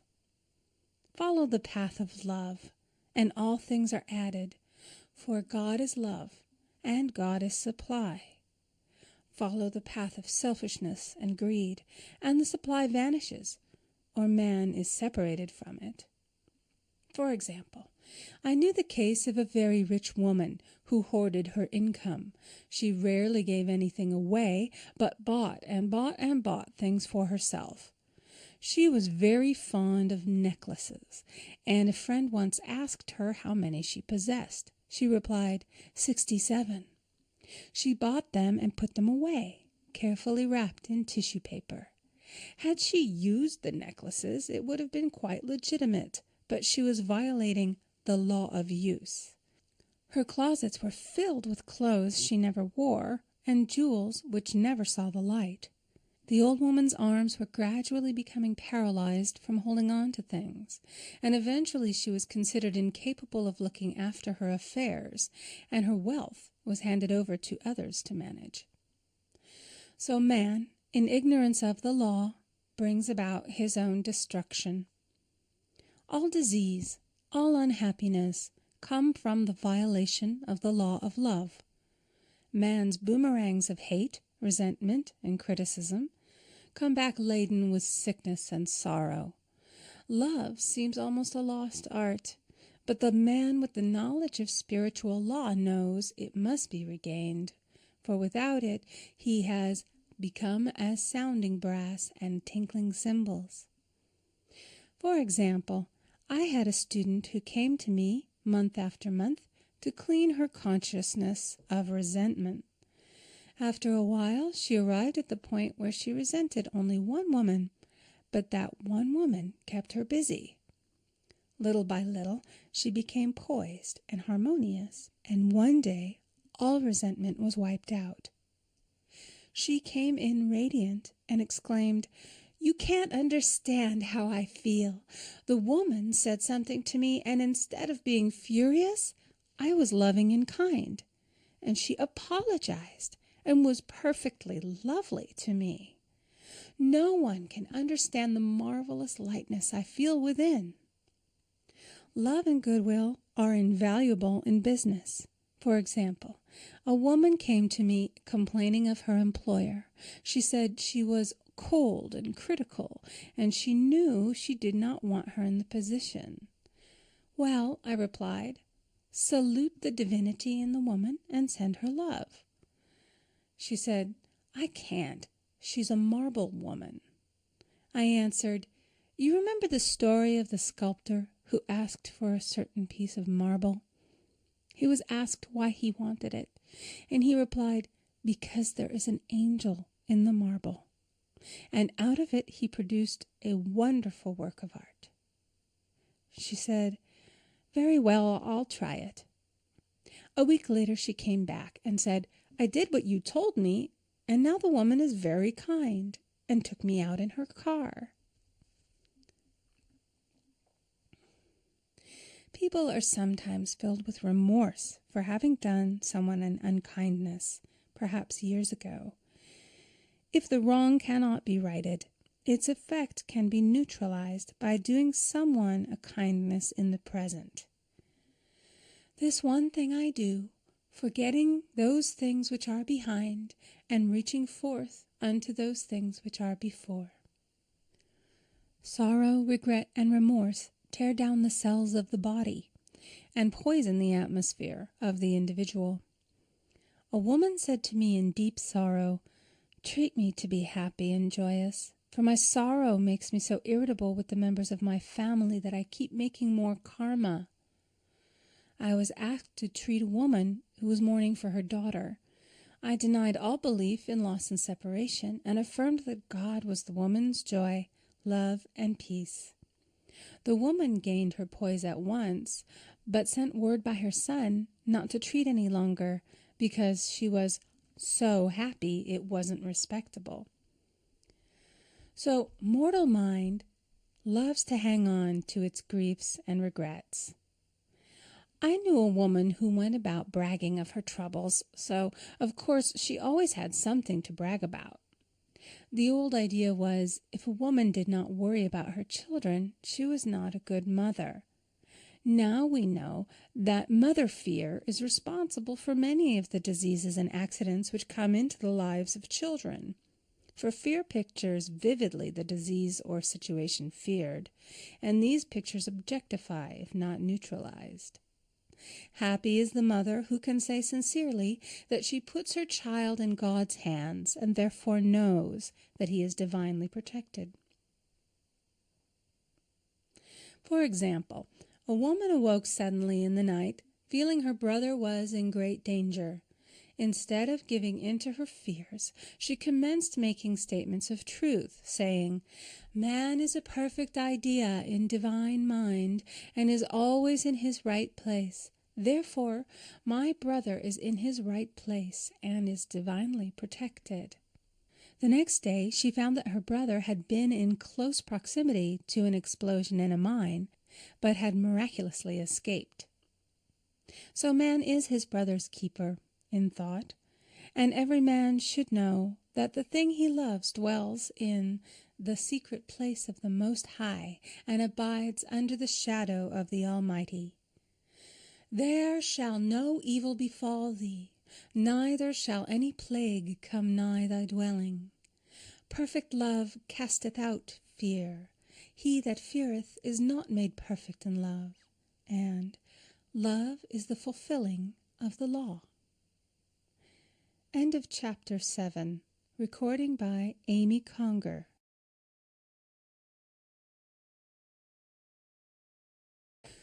Chapter 8. Intuition or Guidance. In all thy ways acknowledge him, and he shall direct thy paths.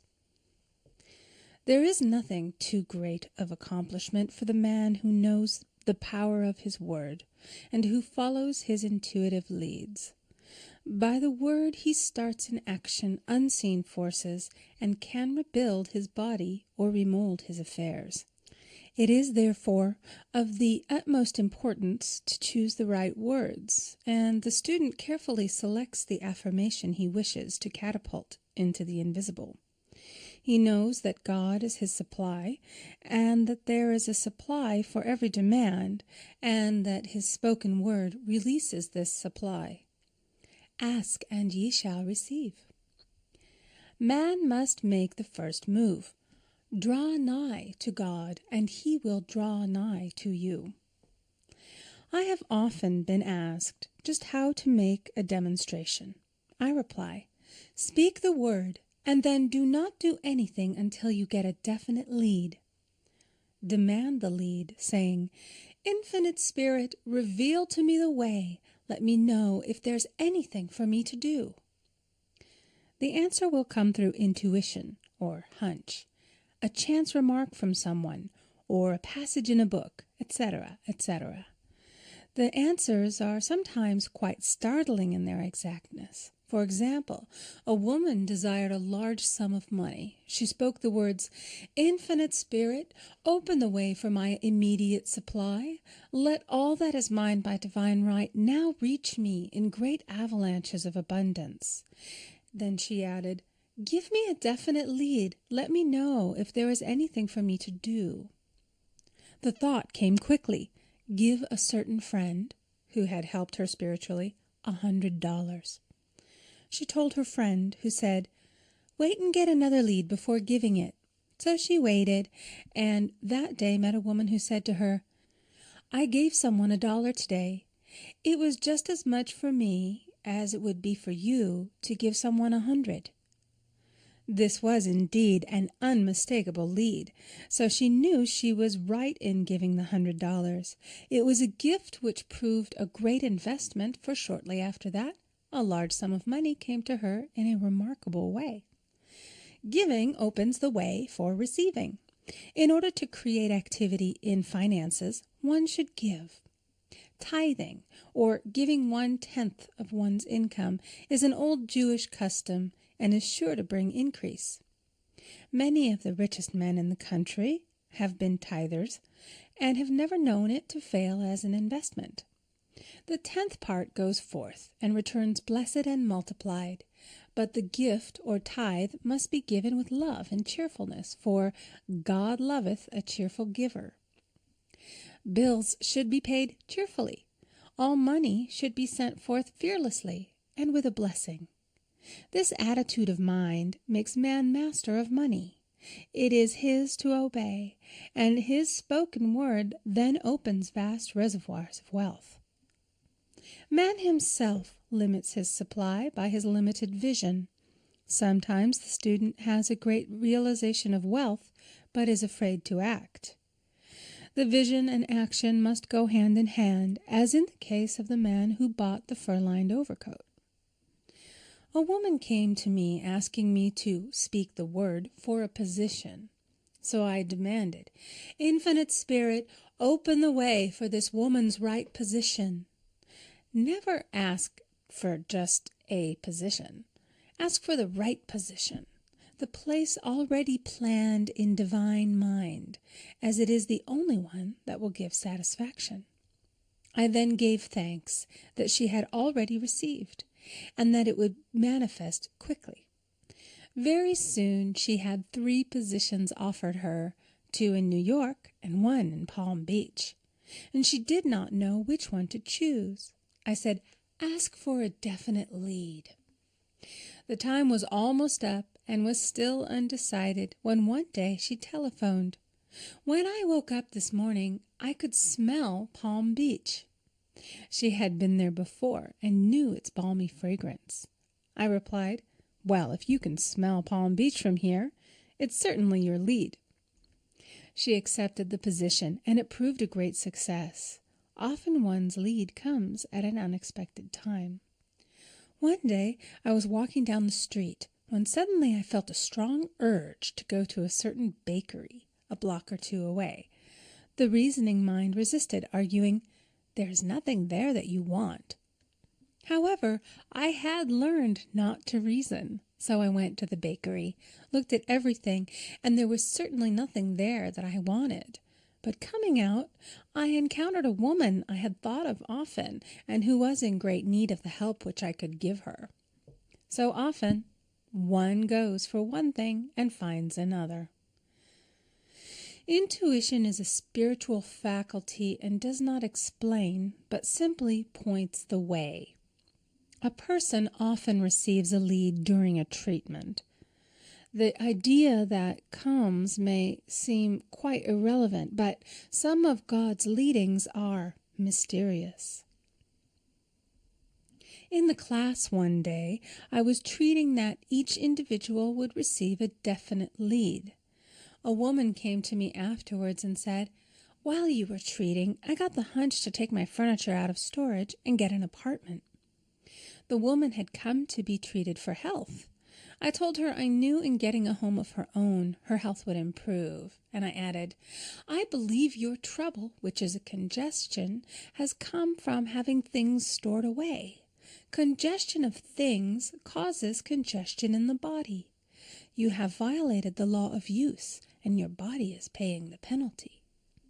So I gave thanks that divine order was established in her mind, body, and affairs.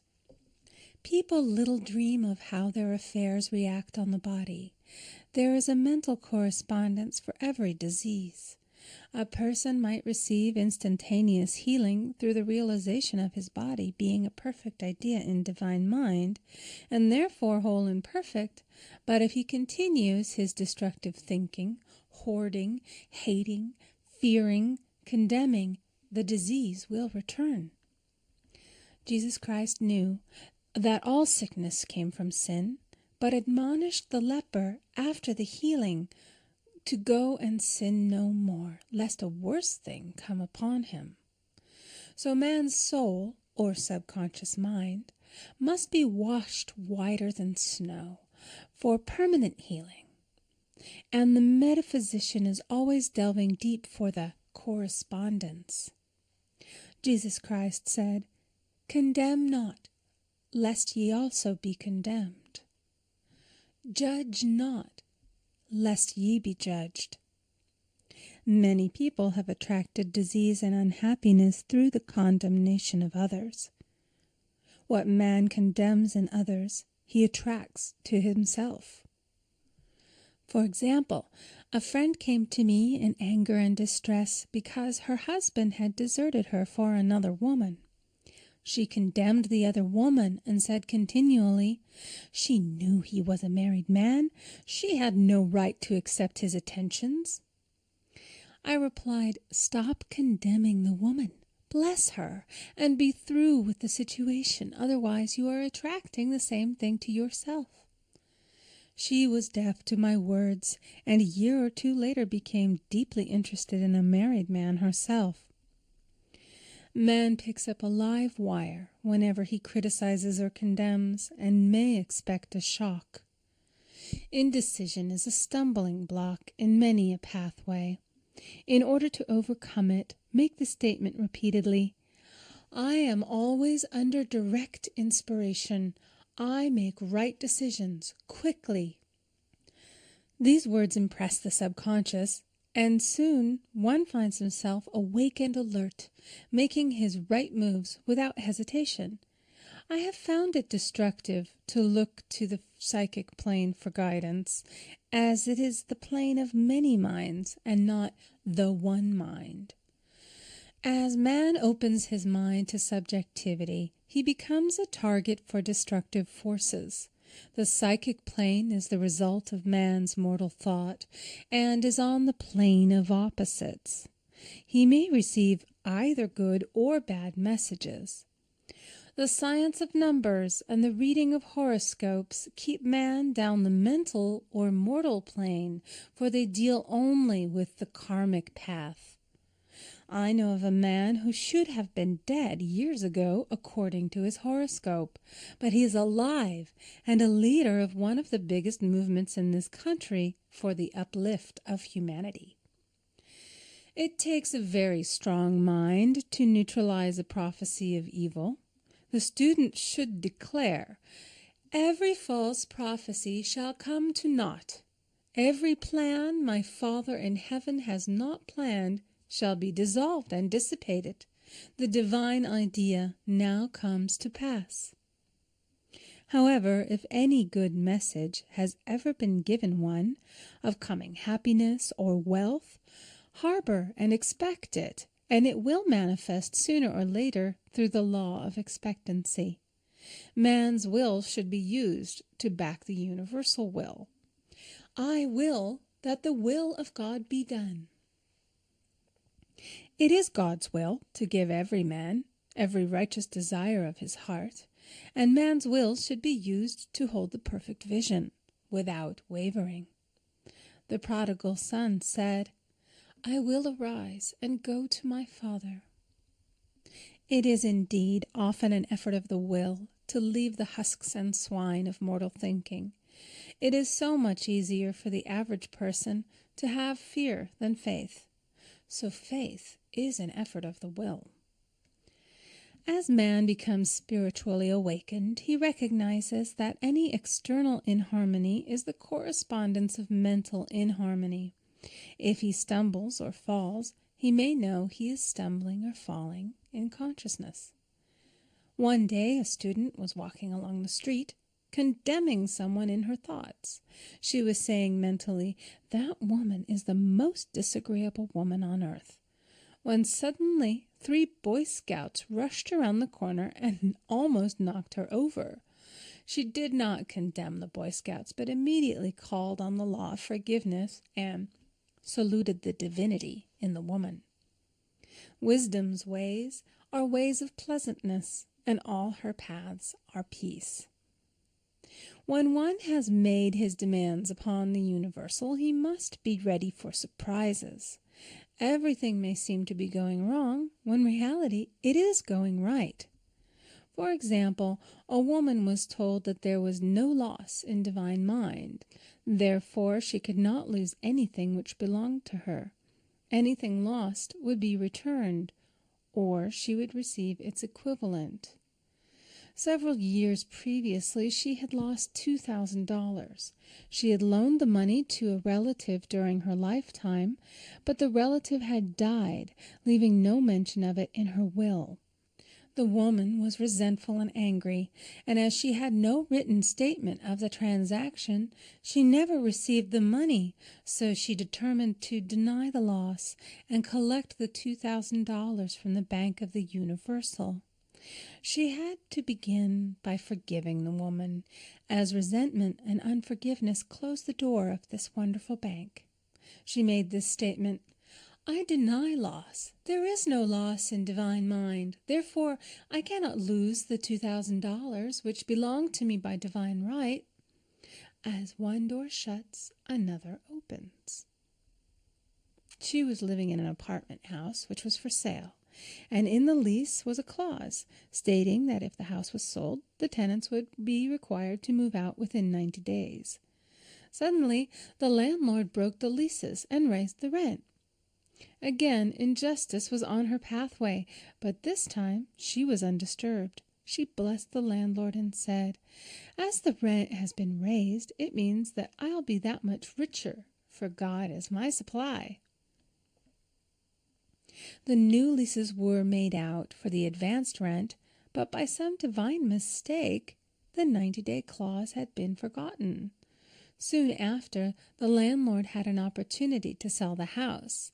On account of the mistake in the new leases, the tenants held possession for another year. The agent offered each tenant $200 if he would vacate. Several families moved. 3 remained, including the woman. A month or 2 passed, and the agent again appeared. This time he said to the woman, "Will you break your lease for the sum of $1,500? It flashed upon her, here comes the $2,000. She remembered having said to friends in the house, "We will all act together if anything more is said about leaving." So her lead was to consult her friends. These friends said, "Well, if they have offered you $1,500, they will certainly give $2,000. So she received a check for $2,000 for giving up the apartment. It was certainly a remarkable working of the law, and the apparent injustice was merely an opening for the way for her demonstration. It proved that there is no loss, and when man takes his spiritual stand, he collects all that is his from this great reservoir of good. "I will restore to you the years the locusts have eaten." The locusts are the doubts, fears, resentments, and regrets of mortal thinking. These adverse thoughts alone rob man, for no man gives to himself but himself, and no man takes away from himself but himself. Man is here to prove God and to bear witness to the truth. And he can only prove God by bringing plenty out of lack and justice out of injustice. "Prove me now herewith, saith the Lord of hosts, if I will not open you the windows of heaven and pour out a blessing, that there shall be not room enough to receive it." End of chapter 8. Recording by Amy Conger.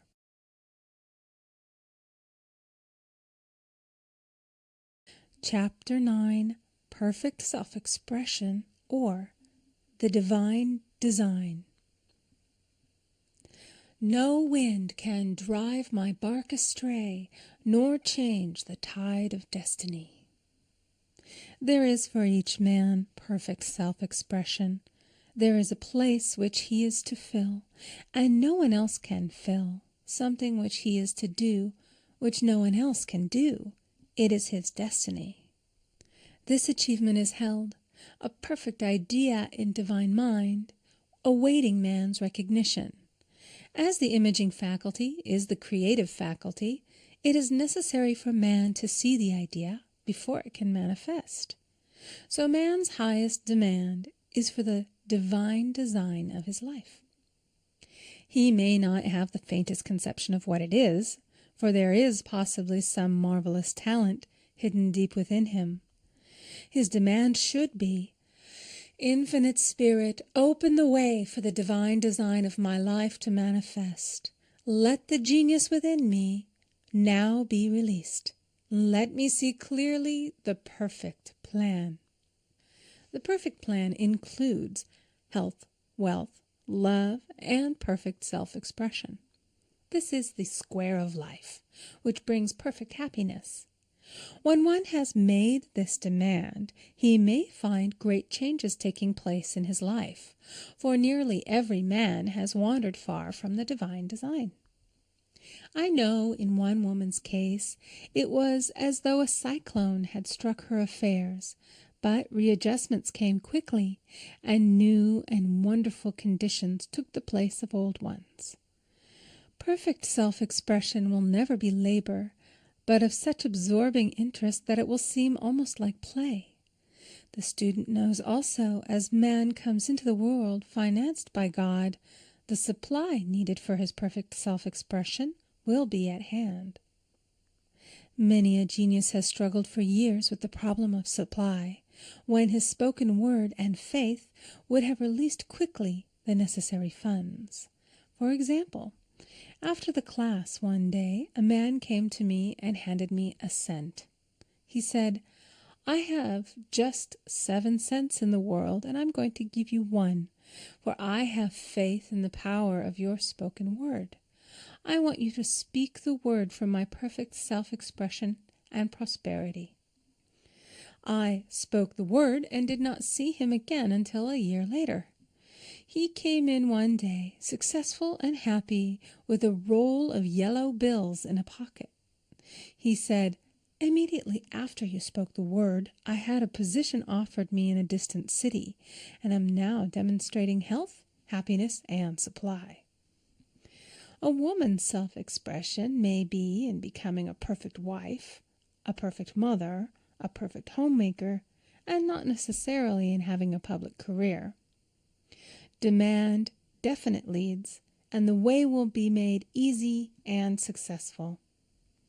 One should not visualize or force a mental picture. When he demands the divine design to come into his conscious mind, he will receive flashes of inspiration and begin to see himself making some great accomplishment. This is the picture or idea he must hold without wavering. The thing man seeks is seeking him. The telephone was seeking Bell. Parents should never force careers and professions upon their children. With a knowledge of spiritual truth, the divine plan could be spoken for early in childhood or prenatally. A prenatal treatment should be, let the God in this child have perfect self-expression.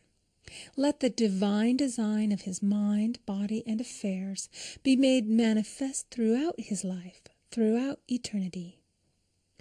God's will be done, not man's.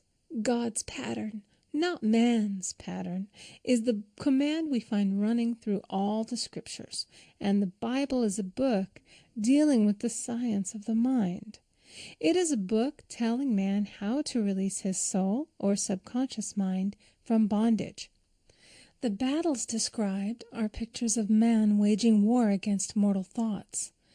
A man's foes shall be they of his own household. Every man is Jehoshaphat, and every man is David, who slays Goliath, mortal thinking, with the little white stone, faith. So man must be careful that he is not the wicked and slothful servant who buried his talent. There is a terrible penalty to be paid for not using one's ability. Often, fear stands between man and his perfect self-expression. Stage fright has hampered many a genius. This may be overcome by the spoken word or treatment. The individual then loses all self-consciousness and feels simply that he is a channel for infinite intelligence to express itself through. He is under direct inspiration, fearless and confident, for he feels that it is the Father within who does the work. A young boy came often to my class with his mother. He asked me to speak the word for his coming examinations at school. I told him to make the statement, "I am one with infinite intelligence. I know everything I should know on this subject." He had an excellent knowledge of history, but was not sure of his arithmetic. I saw him afterwards, and he said, "I spoke the word for my arithmetic and passed with the highest honors, but I thought I could depend upon myself for history and got a very poor mark." Man often receives a setback when he is too sure of himself, which means he is trusting to his personality and not the Father within.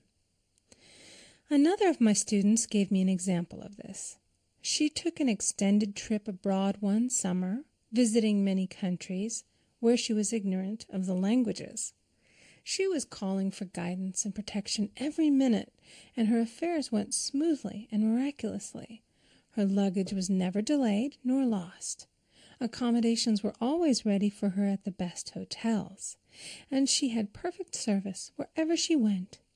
She returned to New York. Knowing the language, she felt God was no longer necessary, so looked after her affairs in an ordinary manner.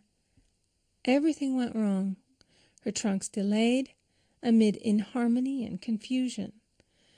The student must form the habit of practicing the presence of God every minute. In all thy ways acknowledge him. Nothing is too small or too great. Sometimes an insignificant incident may be the turning point in a man's life. Robert Fulton, watching some boiling water simmering in a tea kettle, saw a steamboat. I have seen a student often keep back his demonstration through resistance or pointing the way. He pins his faith to one channel only and dictates just the way he desires the manifestation to come, which brings things to a standstill. My way, not your way, is the command of infinite intelligence. Like all power, be it steam or electricity, it must have a non-resistant engine or instrument to work through, and man is that engine or instrument. Over and over again, man is told to stand still. O Judah, fear not, but tomorrow go out against them, for the Lord will be with you. You shall not need to fight this battle. Set yourselves, stand ye still, and see the salvation of the Lord with you. We see this in the incidents of the $2,000 coming to the woman through the landlord when she became non-resistant and undisturbed, and the woman who won the man's love after all suffering had ceased. The student's goal is poise. Poise is power, for it gives God power a chance to rush through man, to will and to do its good pleasure. Poised, he thinks clearly and makes right decisions quickly. He never misses a trick. Anger blurs the visions, poisons the blood, is the root of many diseases, and causes wrong decision, leading to failure. It has been named one of the worst sins, as its reaction is so harmful. The student learns that in metaphysics, sin has a much broader meaning than in the old teaching. Whatsoever is not of faith is sin. He finds that fear and worry are deadly sins. They are inverted faith, and through distorted mental pictures bring to pass the thing he fears. His work is to drive out these enemies from the subconscious mind. When man is fearless, he is finished. Maeterlinck says that man is God afraid. So, as we read in the previous chapters, man can only vanquish fear by walking up to the thing he is afraid of. When Jehoshaphat and his army prepared to meet the enemy, singing, "Praise the Lord, for his mercy endureth forever," they found their enemies had destroyed each other, and there was nothing to fight. For example, a woman asked a friend to deliver a message to another friend. The woman feared to give the message, as the reasoning mind said, "Don't get mixed up in this affair. Don't give that message." She was troubled in spirit, for she had given her promise. At last she determined to walk up to the lion and call on the law of divine protection. She met the friend to whom she was to deliver the message. She opened her mouth to speak it when her friend said, "So-and-so has left town." This made it unnecessary to give the message, as the situation depended upon the person being in town. As she was willing to do it, she was not obliged to. As she did not fear, the situation vanished. The student often delays his demonstration through a belief in incompletion.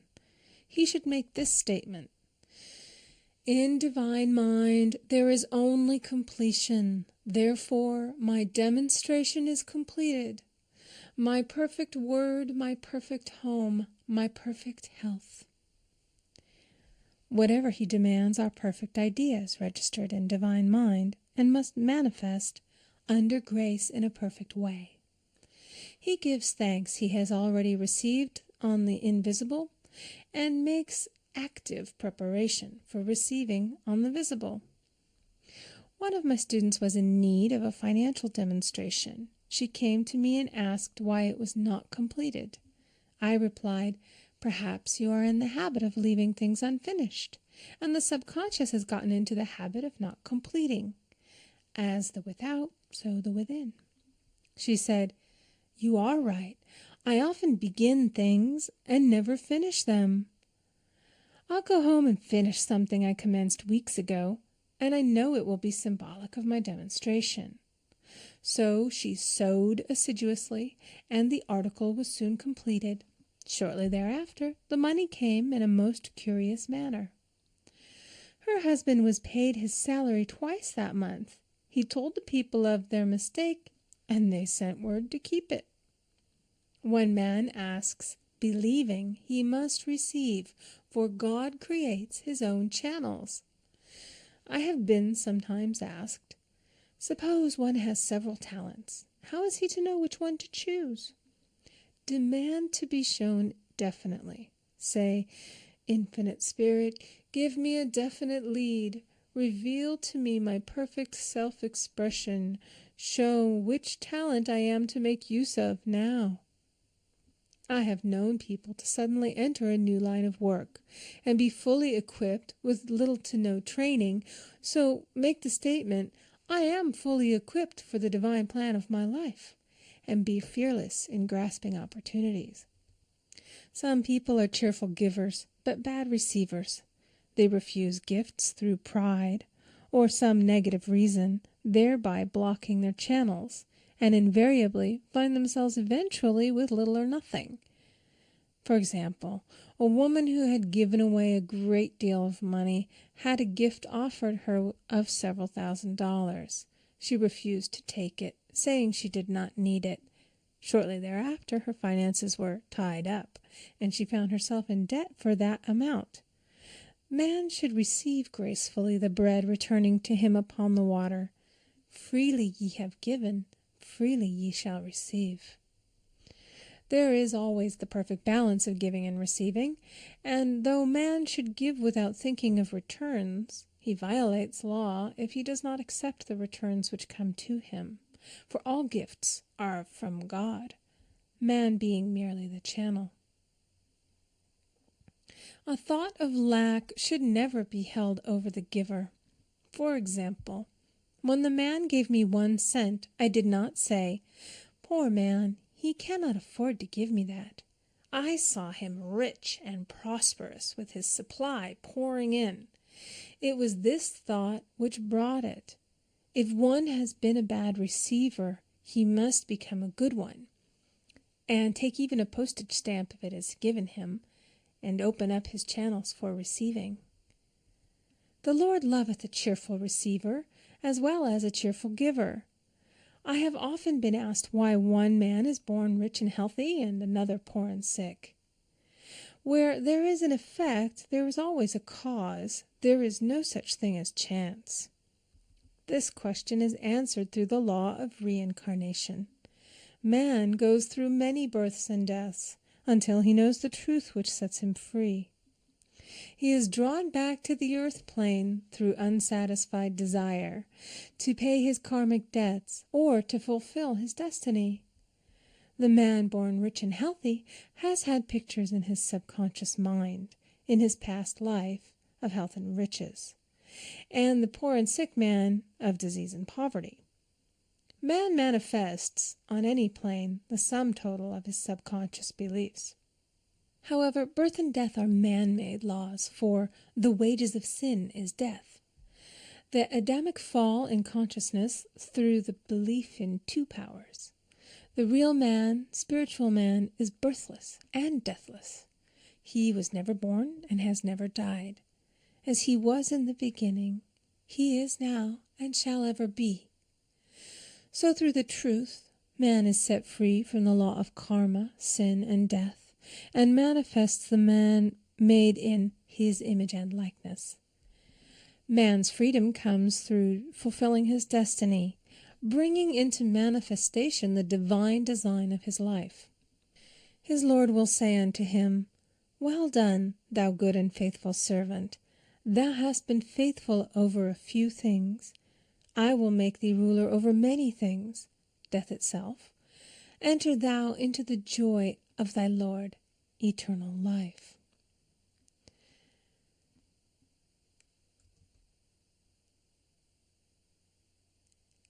End of chapter 9. Recording by Amy Conger.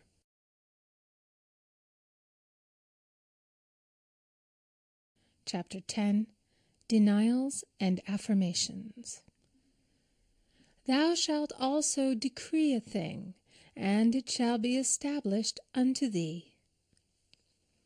All the good that is to be made manifest in man's life is already an accomplished fact in divine mind, and is released through man's recognition or spoken word. So he must be careful to decree that only the divine idea be made manifest, for often he decrees through his idle words failure or misfortune. It is therefore of the utmost importance to word one's demands correctly, as stated in a previous chapter. If one desires a home, friend, position, or any other good thing, make the demand for the divine selection. For example, Infinite Spirit, open the way for my right home, my right friend, my right position. I give thanks that it now manifests under grace in a perfect way. The latter part of this statement is most important. For example, I knew a woman who demanded $1,000. Her daughter was injured, and they received $1,000 indemnity, so it did not come in a perfect way. The demand should have been worded in this way. Infinite Spirit, I give thanks that the $1,000, which is mine by divine right, is now released and reaches me under grace in a perfect way. As one grows in a financial consciousness, he should demand that the enormous sums of money which are his by divine right reach him under grace in perfect ways. It is impossible for man to release more than he thinks is possible, for one is bound by the limited expectancies of the subconscious. He must enlarge his expectancies in order to receive in a larger way. Man so often limits himself in his demands. For example, a student made the demands for $600 by a certain date. He did receive it, but heard afterwards that he came very near receiving $1,000, but he was given just $600 as a result of his spoken word. They limited the Holy One of Israel. Wealth is a matter of consciousness. The French have a legend giving an example of this. A poor man was walking along a road when he met a traveler, who stopped him and said, My good friend, I see that you are poor. Take this gold nugget, sell it, and you will be rich all your days. The man was overjoyed at his good fortune and took the nugget home. He immediately found work and became so prosperous that he did not sell the nugget. Years passed, and he became a very rich man. One day he met a poor man on the road. He stopped him and said, My good friend, I will give you this gold nugget, which, if you sell, will make you rich for life. The mendicant took the nugget, had it valued, and found it was only brass. So we see, the first man became rich through feeling rich, thinking the nugget was gold. Every man has within him a gold nugget. It is his consciousness of gold, of opulence, which brings riches into his life. In making his demands, man begins at his journey's end. That is, he declares he has already received. Before ye call, I shall answer. Continually affirming establishes the belief in the subconscious. It would not be necessary to make an affirmation more than once if one had perfect faith. One should not plead or supplicate, but give thanks repeatedly that he has received. The desert shall rejoice and blossom as the rose. This rejoicing, which is yet in the desert state of consciousness, opens the way for release. The Lord's Prayer is in the form of command and demand. Give us this day our daily bread, and forgive us our debts as we forgive our debtors. And ends in praise. For thine is the kingdom and the power and the glory forever. Amen. Concerning the works of my hands, command ye me. So prayer is command and demand, praise and thanksgiving. The student's work is in making himself believe that with God all things are possible. This is easy enough to state in the abstract, but a little more difficult when confronted with a problem.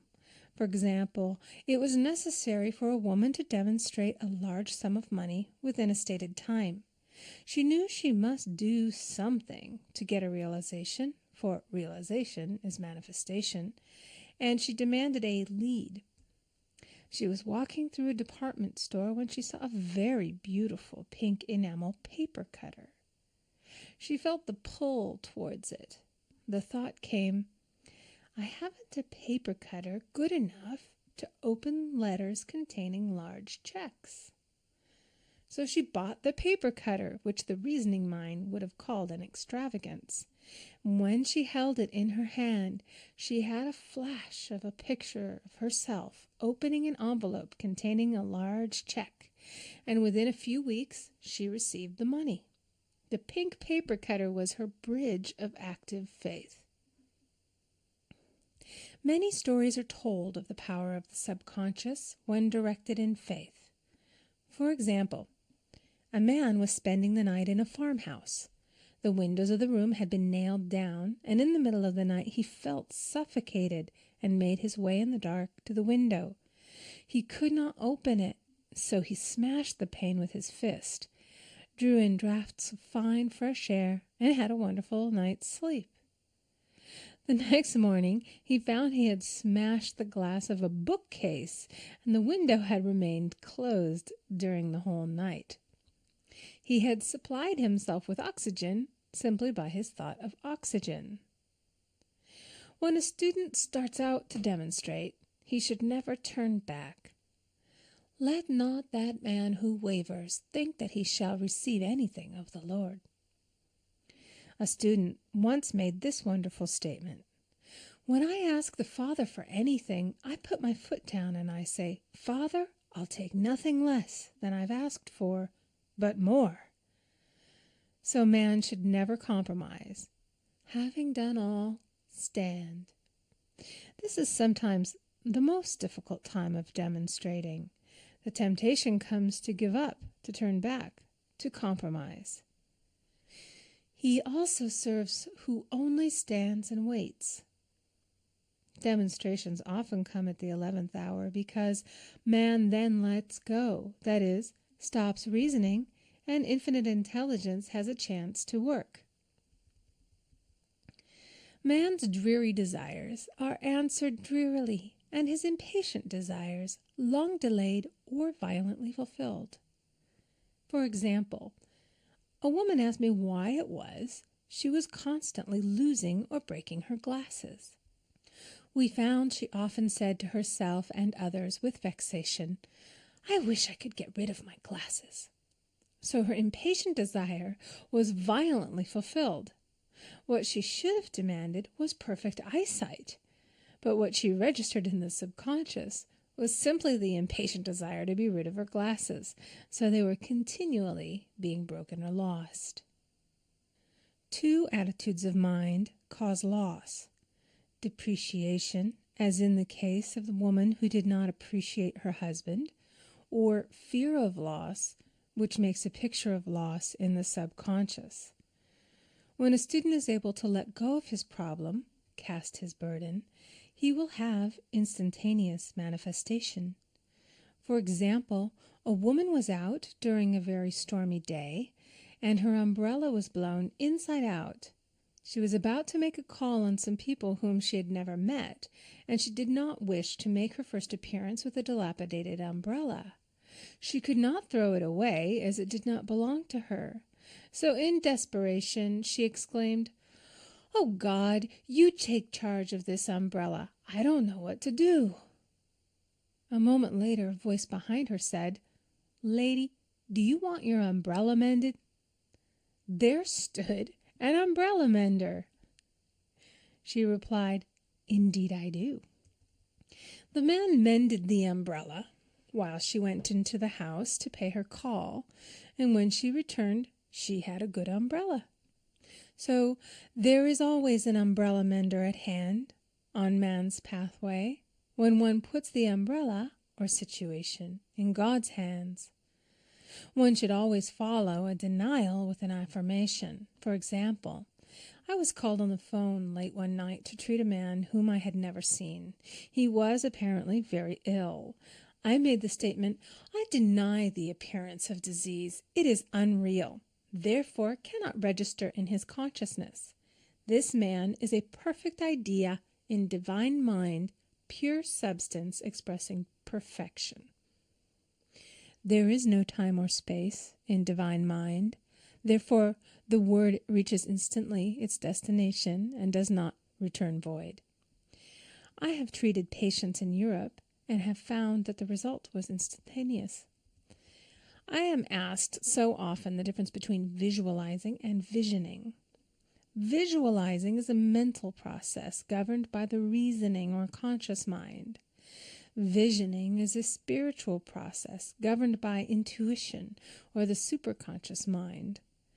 The student should train his mind to receive these flashes of inspiration and work out the divine pictures through definite leads. When a man can say, "I desire only that which God desires for me," his false desires fade from the consciousness, and a new set of blueprints is given him by the master architect, the God within. God's plan for each man transcends the limitation of the reasoning mind and is always the square of life, containing health, wealth, love, and perfect self-expression. Many a man is building for himself in imagination a bungalow when he should be building a palace. If a student tries to force a demonstration through the reasoning mind, he brings it to a standstill. "I will hasten it, saith the Lord." He should act only through intuition or definite leads. Rest in the Lord and wait patiently. Trust also in Him, and He will bring it to pass. I have seen the law work in the most astonishing manner. For example, a student stated that it was necessary for her to have $100 by the following day. It was a debt of vital importance which had to be met. I spoke the word, declaring Spirit was never too late, and that the supply was at hand. That evening she phoned me of the miracle. She said that the thought came to her to go to her safety deposit box at the bank to examine some papers. She looked over the papers, and at the bottom of the box was a new $100 bill. She was astounded, and she said she knew she had never put it there, for she had gone through the papers many times. It may have been a materialization, as Jesus Christ materialized the loaves and fishes. Man will reach the stage where his word is made flesh, or materialized instantly. The fields ripe with the harvest will manifest immediately, as in all of the miracles of Jesus Christ. There is a tremendous power alone in the name Jesus Christ. It stands for truth made manifest. He said, "Whatsoever ye ask the Father in my name, He will give it to you." The power of this name raises the student into the fourth dimension, where he is freed from all astral and psychic influences, and he becomes unconditioned and absolute, as God himself is unconditioned and absolute. I have seen many healings accomplished by using the words, "in the name of Jesus Christ." Christ was both person and principle, and the Christ within each man is his Redeemer and salvation. The Christ within is his own fourth-dimensional self, the man made in God's image and likeness. This is the self which has never failed, never known sickness or sorrow, was never born, and has never died. It is the resurrection and the life of each man. No man cometh to the Father save by the Son means that God, the universal, working on the place of the particular, becomes the Christ in man. And the Holy Ghost means God in action. So daily, man is manifesting the Trinity of the Father, Son, and Holy Ghost. Man should make an art of thinking.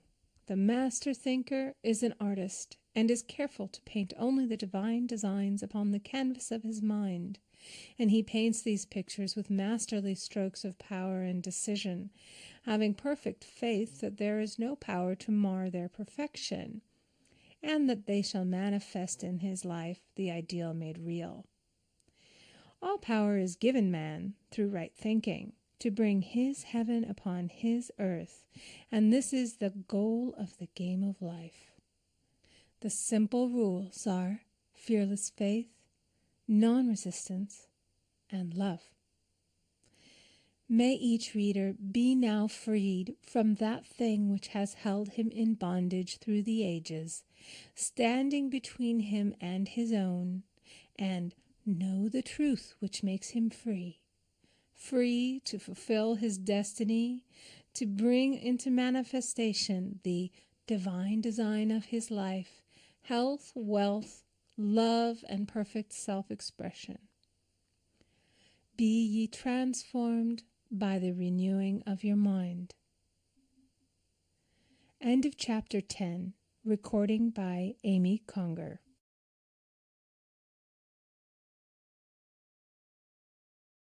Chapter 11. Denials and Affirmations. For prosperity. God is my unfailing supply, and large sums of money come to me quickly, under grace, in perfect ways. For right conditions. Every plan my Father in heaven has not planned shall be dissolved and dissipated, and the divine idea now comes to pass. For right conditions. Only that which is true of God is true of me, for I and the Father are one. For faith. As I am one with God, I am one with my good, for God is both the giver and the gift. I cannot separate the giver from the gift. For right conditions. Divine love now dissolves and dissipates every wrong condition in my mind, body, and affairs. Divine love is the most powerful chemical in the universe and dissolves everything which is not of itself. For health. Divine love fills my consciousness with health, and every cell in my body is filled with light. For the eyesight. My eyes are God's eyes. I see with the eyes of spirit. I see clearly the open way. There are no obstacles on my pathway. I see clearly the perfect plan. For guidance. I am divinely sensitive to my intuitive leads, and give instant obedience to thy will. For the hearing. My ears are God's ears. I hear with the ears of spirit. I am non-resistant, and am willing to be led. I hear glad tidings of great joy. For right work. I have a perfect work in a perfect way. I give a perfect service for perfect pay. For freedom from all bondage. I cast this burden on the Christ within, and I go free. End of chapter 11. Recording by Amy Conger.